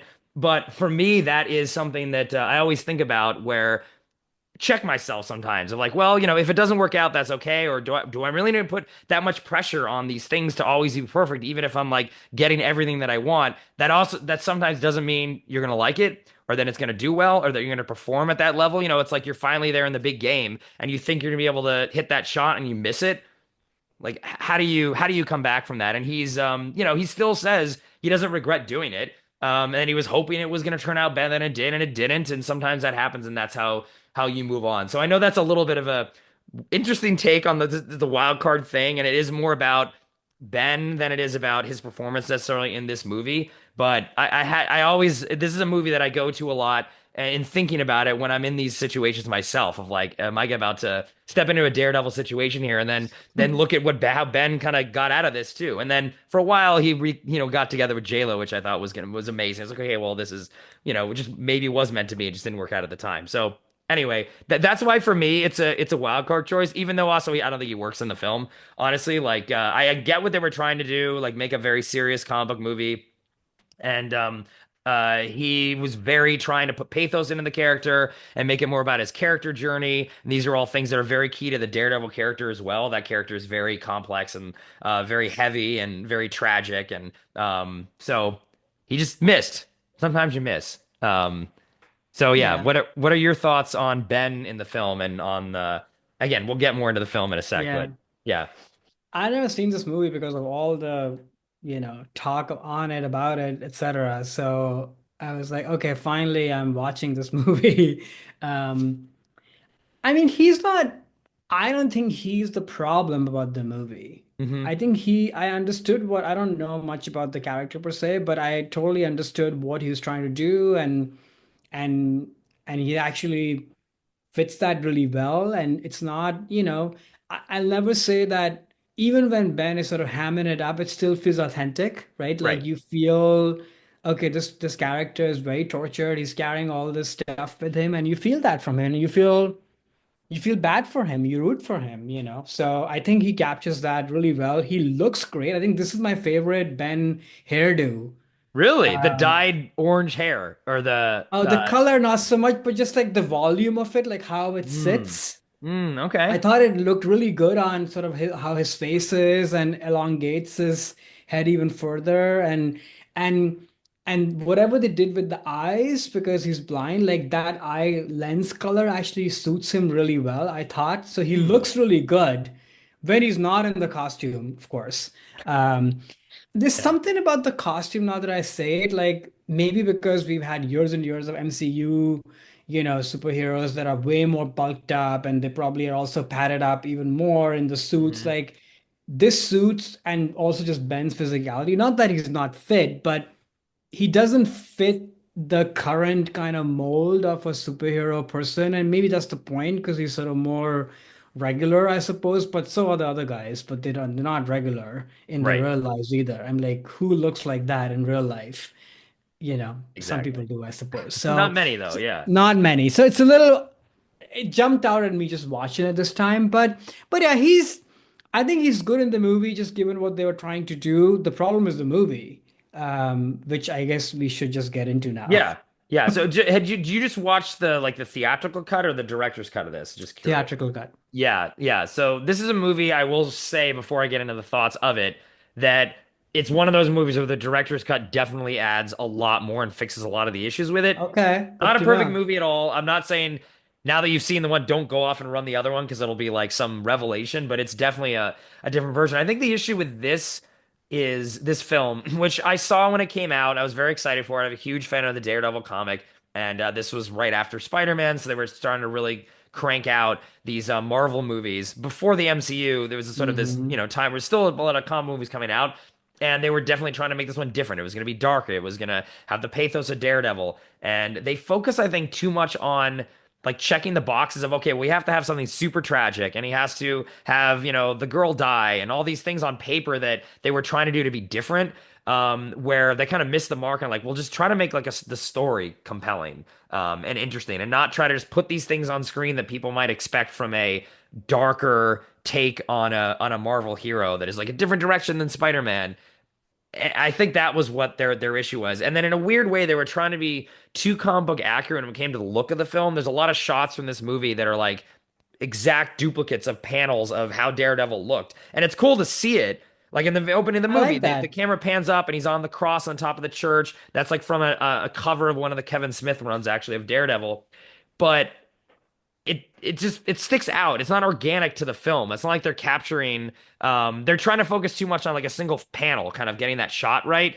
And the rest of the movie just doesn't really look that great. Though I love the radar sense look when he's blind, how he sees. I Yeah, think that effect that's is I like great and that. still really holds Yeah. up. And Michael Clark Duncan is incredible as Kingpin. I just think an incredible performance. Which is funny because we just Michael Clark Duncan was just in Armageddon. So that's interesting. But yeah, overall, this movie. Oh, and also John Favreau is great in it too. Very good as Foggy Nelson, I think, and that is a great encapsulation of what that character does in the comics too. But yeah, overall, this just doesn't.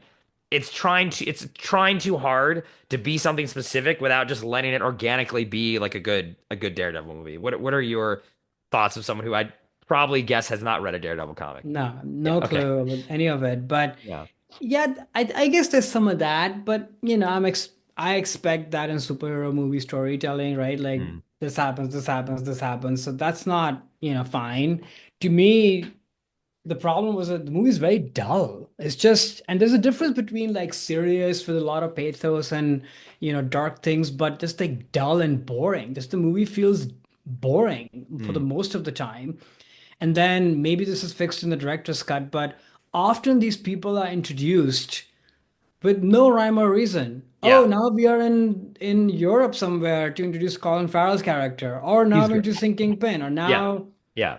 Jen is coming in the coffee shop or whatever. But oh, it's Jen, so and she walks with slow mo, so this is a person to watch out for. There's a lot of that sort of stuff, which is like just feels very amateur hour in terms of filmmaking. Like, just have some breadcrumbs to kind of link and associate who these people are. So then that's how you develop stakes, and that's how the things that matter. And then because they don't do that, and all that happens is bad things, it just brings the weight down because Mm. you haven't really build any empathy or any association with any of the people. All you're watching is bad things happen to them. So of course the movie just is dull, You're not rooting for really anybody except Ben because you just root for Ben. So that was my experience just watching it. It just feels very dull. I did like the radar sequence. Like those are pretty cool. Hmm. The other thing also is like funny, just think talking about Spider-Man, I could definitely feel it that they're trying to go for that sort of sensibility. It feels so 2000s with the Evanescence Oh song, and yeah. it's like, oh my gosh, I remember that time. I don't want to go back to that time, just in my You don't own you, life, my own head. you don't want to wake up inside? No. And sort of like, a lot of sort of like electric guitar and that Yeah, sort yeah. of representative like heartache and dark things. Like it feels such a parody. Yeah. It's, in like not in a good way. Uh-huh. So yeah, so dull plus sort of parody laughable, like not things you want. And it feels like a dark kind of cheap copy of, the Sam Raimi Spider-Man movies. Right. So Yeah, yeah. That's interesting. Definitely the choppiness is because they were trying to just cut this movie. This movie's very short. I think when they realized they didn't really like what they had, they just cut out all the story beats. His whole subplots were removed. So the director's cut again does solve some of those mm, things, but yeah, the tone also of this, I think to me it feels just like they're trying too hard to be serious and darker yeah, and like different than Spider-Man. It's like they're in the shadow of Spider-Man and they're not thinking about what they can do. They're just like, how can we be right. different than that? How can we be different than Yeah. Raimi's Spider-Man? It just looms so large over this So movie. large. But yeah, if people haven't seen it, I definitely recommend if you're gonna watch it once, try to track down the director's cut, and yeah, definitely be ready to transport it back to 2003. I kind of like that stuff. I think it's funny in a positive It nostalgia way, is all the funny. evanescence and the Yeah. look of it. And Colin Farrell is on just unhinged in this in a way that I find as dull as the rest of the movie is, because I do admit that it is. Well, at least when he's on screen, I'm like, okay, this guy is like really trying to do something. What is he trying to do? I don't know, but he's killing a woman with peanuts and like throwing pens at people. That I still think holds up well. Even at the time, I was like, that's the best part of this movie is just the Colin Farrell. We just get a bullseye thing. Maybe It's maybe this just would have been so better. bizarre. I'm like, It's who so are weird. you? What are you trying to do? Why are you here? You know, Yeah. No, I don't know. I have no idea. I can't. I don't think he could probably even answer those questions. But no, but no. I don't know. If he remembers being in the movie, That's who true. knows? Yeah, Yeah, maybe he doesn't. I don't think he does. Yeah, I mean, their chemistry, Ben and Jen, even like their whole romantic plot. yeah, Okay, we are taking this whole time now. The first time you meet, you having this whole fight sequence because she's Electra and this, yeah, like all of this is just so ridiculous. yeah, That said, though, they do have chemistry. And I don't know how much yeah. of that I'm projecting because of their real life chemistry, but they do Right. have chemistry. So it was fun to kind of see them together some of the happier scenes when she starts to discover that, oh, he can see. Hmm. And there's like a mutual sort of appreciation for each other. And those were maybe my favorite parts of the movie, I would say. Yeah. Yeah, like the romance, lighter stuff when they're The just lighter, not the out of serious and costume. the Yeah, out of oh, very costume. Yeah, boring. Yeah, yeah, yeah, yeah. yeah, yeah, yeah. No, again, you got everyone should can learn from the mistakes of Ben Affleck and not thinking that just because you're getting everything you want, it's gonna be good and you're gonna like it. And then you So go and make Batman yet again, and then you also go back to JLo yet again. But that's the thing with him. There's like learning is not really there's some learning, but not you a lot. try, you think it's gonna be different the second time around, and then that's why sometimes you need the third, you need the Oh third thing. my You're gosh. always learning. You got to give everyone grace. I So. guess so. Wild card for you. Why don't we wrap up our Affleck episode? What do you got for us? For the record, he's a good Batman. I will say that. Oh, I don't like him as Batman, but that we could talk about The that movies are maybe in another horrible, episode. but I liked him. He is Okay. pretty okay. He's pretty good. Okay. Okay, so my wild card is let's end on a positive note. Yes. The Last Duel, 2021, directed by Ridley Scott, written by Matt and Ben and Nicole Hollis-Center, starring Matt and Ben, Jodie Comer, Adam Driver. Quick logline: the night Jean de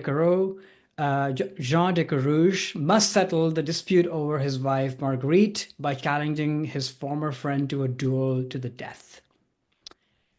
So we've covered this movie as well before. I think it was your top three movie of the year it came out in, I That's think. correct. Yep. Um, I wanted to put this movie for Ben here because I wanted to have one representation of Matt and Ben working together, especially as writers, because that's Hmm. sort of how I've always known them. And of course, they've had great careers. So it was great to see after all that time from Good Will Hunting, like this is the movie they came back to write and did a great job and also smart to bring in Nicole Holofcener, who I also really like, and all of her movies with a very indie sensibility and quote unquote the female point of view.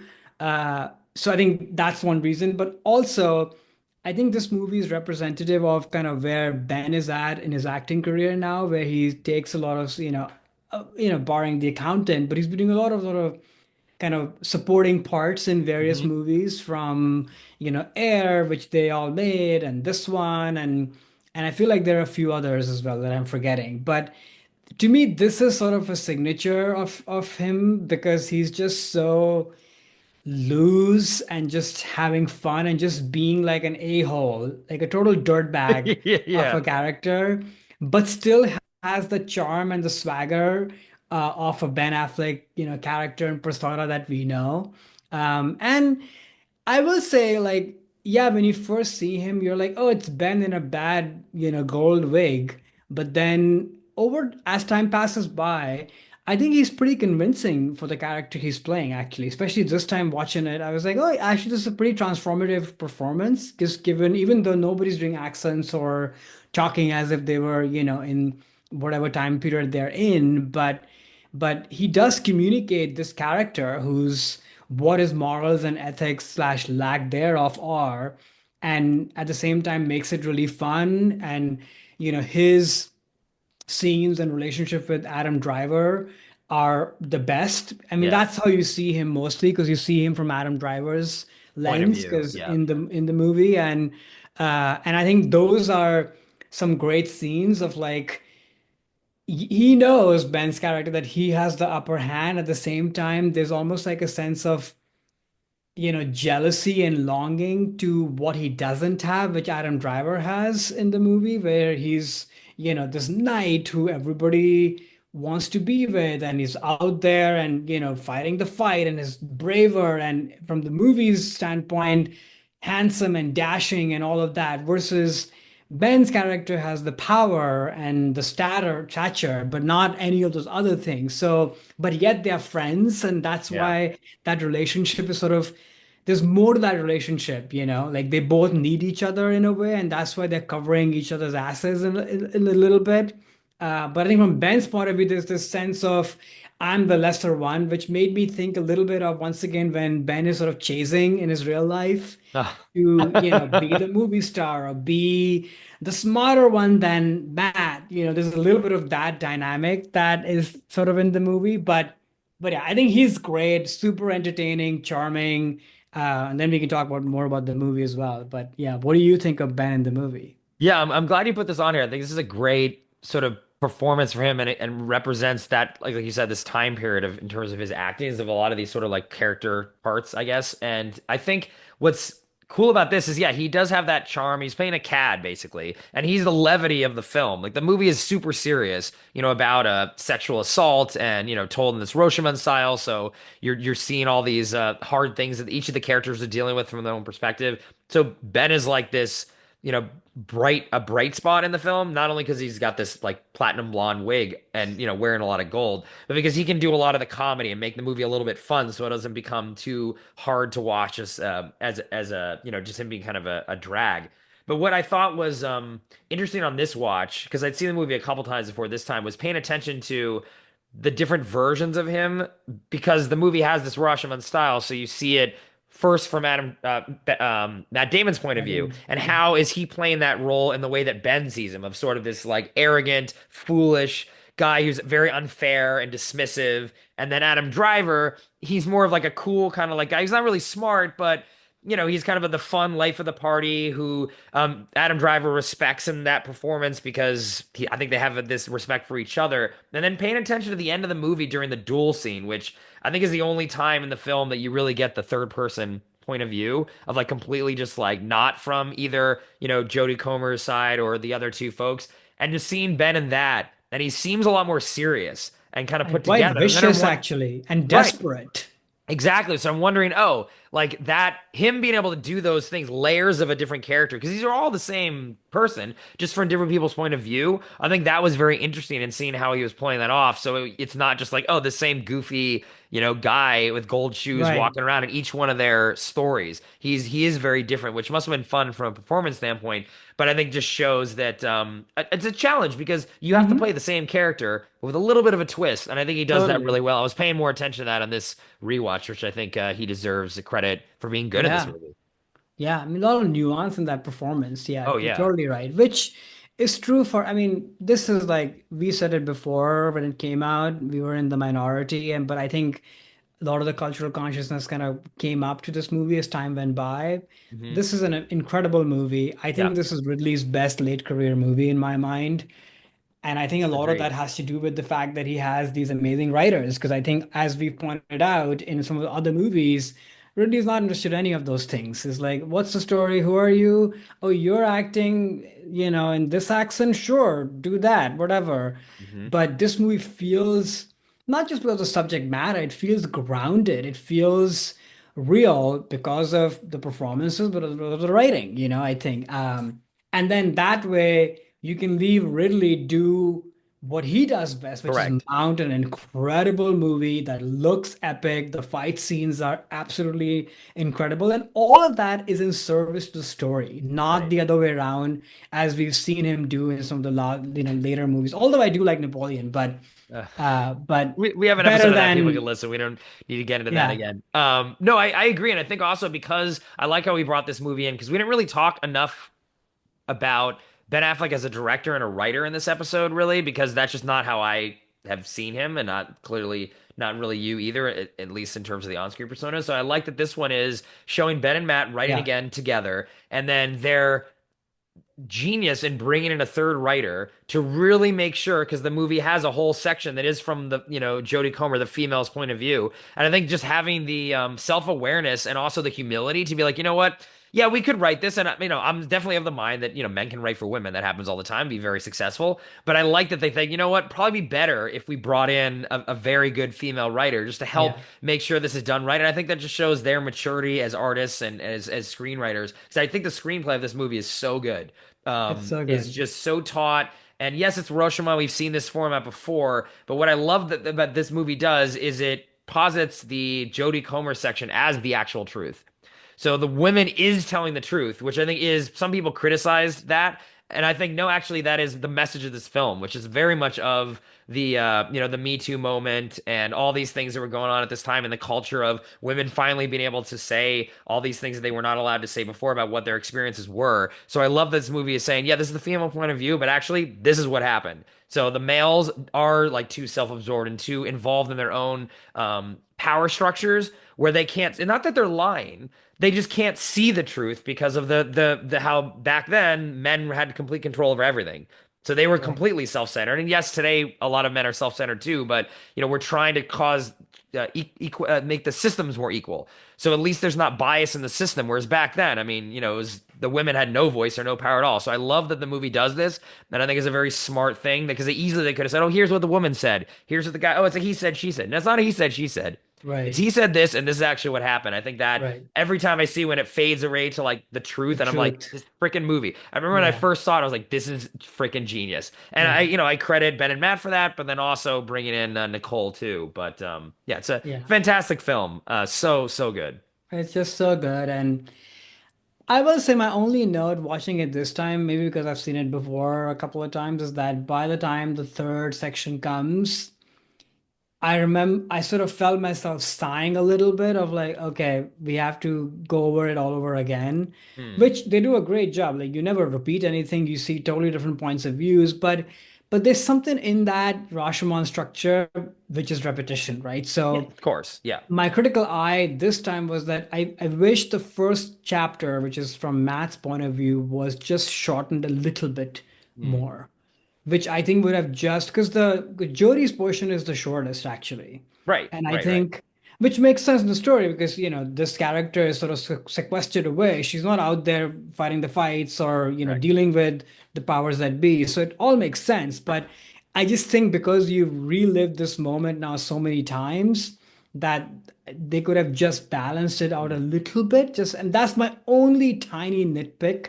Yeah. But otherwise, like I mean, Ridley obviously is a master of all the things, but in this movie, unlike Gladiator, all of the sets and everything looks real. Like you feel like you're totally transported. The fights obviously are absolutely incredible, but they say a lot about who these people are, Hmm. How Matt fights and his insecurity at the same time he's good at the job he does, but he's an insecure, weak man Yep. that comes through from the way he fights. Same goes for Adam Driver, who's a very arrogant, mean-headed, sort of I'll grab whatever is in front of me, kind of slimy-ish character, but you still are seduced by him, or you could be.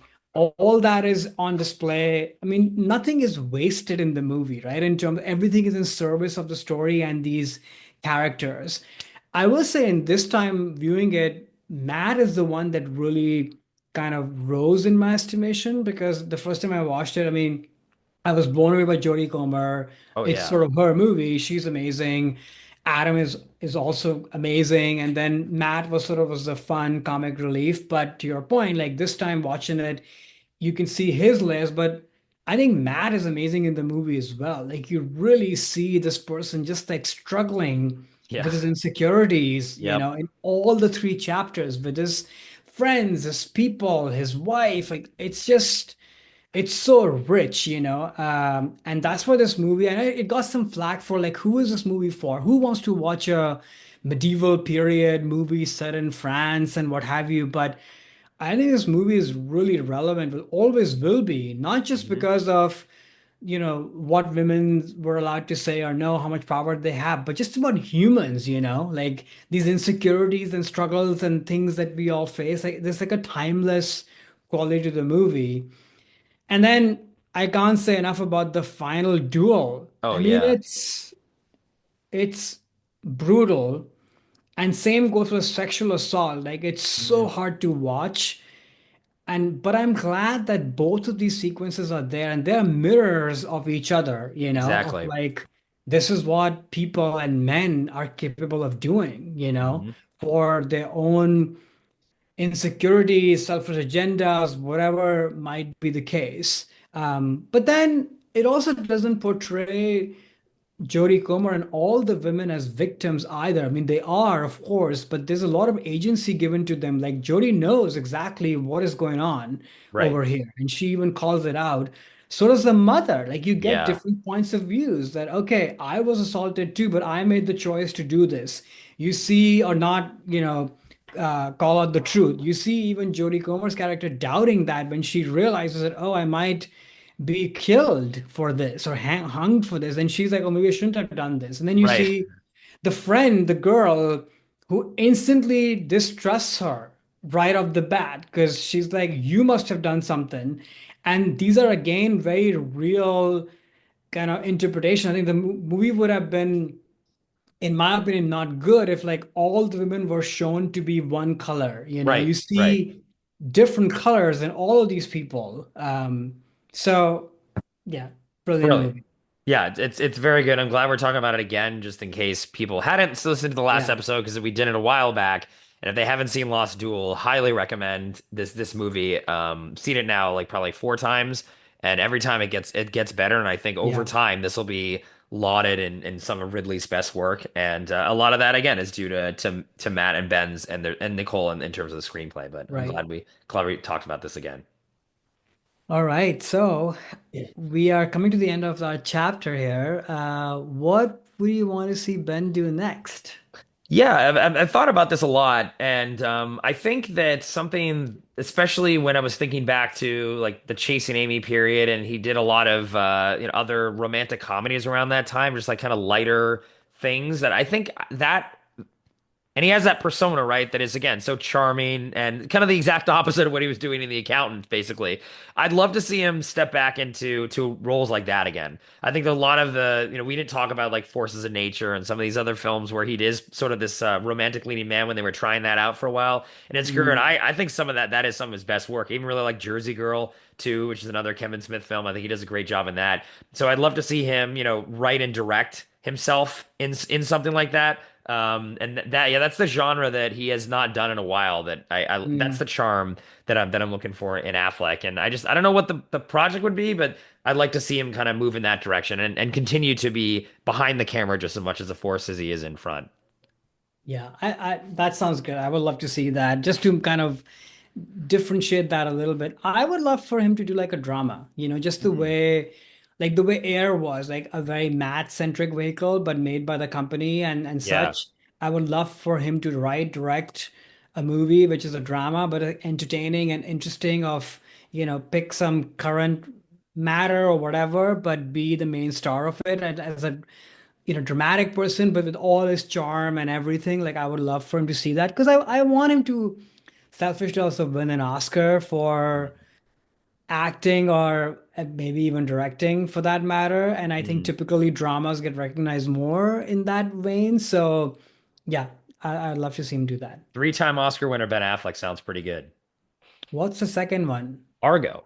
Oh, right. for for Right, for, for great. producing the film. Producing, right. Yeah, yeah. Yeah. No, that'd be kind of cool. Maybe he could get, geez, then he'd have if he had directing, that's like three different awards in different categories. And I just wonder how many people have been able to. I guess Sean Baker just pulled a hat trick almost this Yeah, past time, but that'd be kind of fun that to would be see him do fun. that. Yeah, Yeah, yeah. cool. So coming up next, why don't you tell our listeners what we have up next, other than you coming back with a goatee at some point? I Oh think we my have to make this gosh. happen, but before that, what are we doing in 2 weeks, Karan? Yeah, so there's a big anniversary coming up for the movie Shining, directed by the one and only Stanley Kubrick. So we're going to do an episode on that and him and share our top threes on Kubrick, which I know is your top director. And obviously, he's in that singular list of all-time greats all over the world. So yeah, I'm looking forward to that episode. Yeah, it'll be a lot of fun. We did a previous anniversary episode last year on Northwest and Hitchcock, and that was one of our most highly like listened to and regarded in terms of feedback episodes. So it'll be fun to do another kind of anniversary and pick another one of the directors off of the directing Mount Rushmore, and cover them and see what listeners think. But hopefully we captured your love of Ben Affleck well, all the people out there that like him. And if you don't like him, maybe we were inspiring you to at least watch a Ben Affleck film, maybe on our list or another one. So why don't you actually let us know down below in the comments if there's any films of Ben Affleck's that we should have covered. Also, please make sure that you subscribe here on YouTube as well as other podcast platforms, and also like our videos as well and leave a review, because all these things help new listeners find us. And with that, Karan, well, I guess maybe we should end on just making sure that, that we know that Affleck was the bomb in Phantoms. You're the bomb in Phantoms, Affleck. You have to end on that. See you, Karan. Bye. See you next time.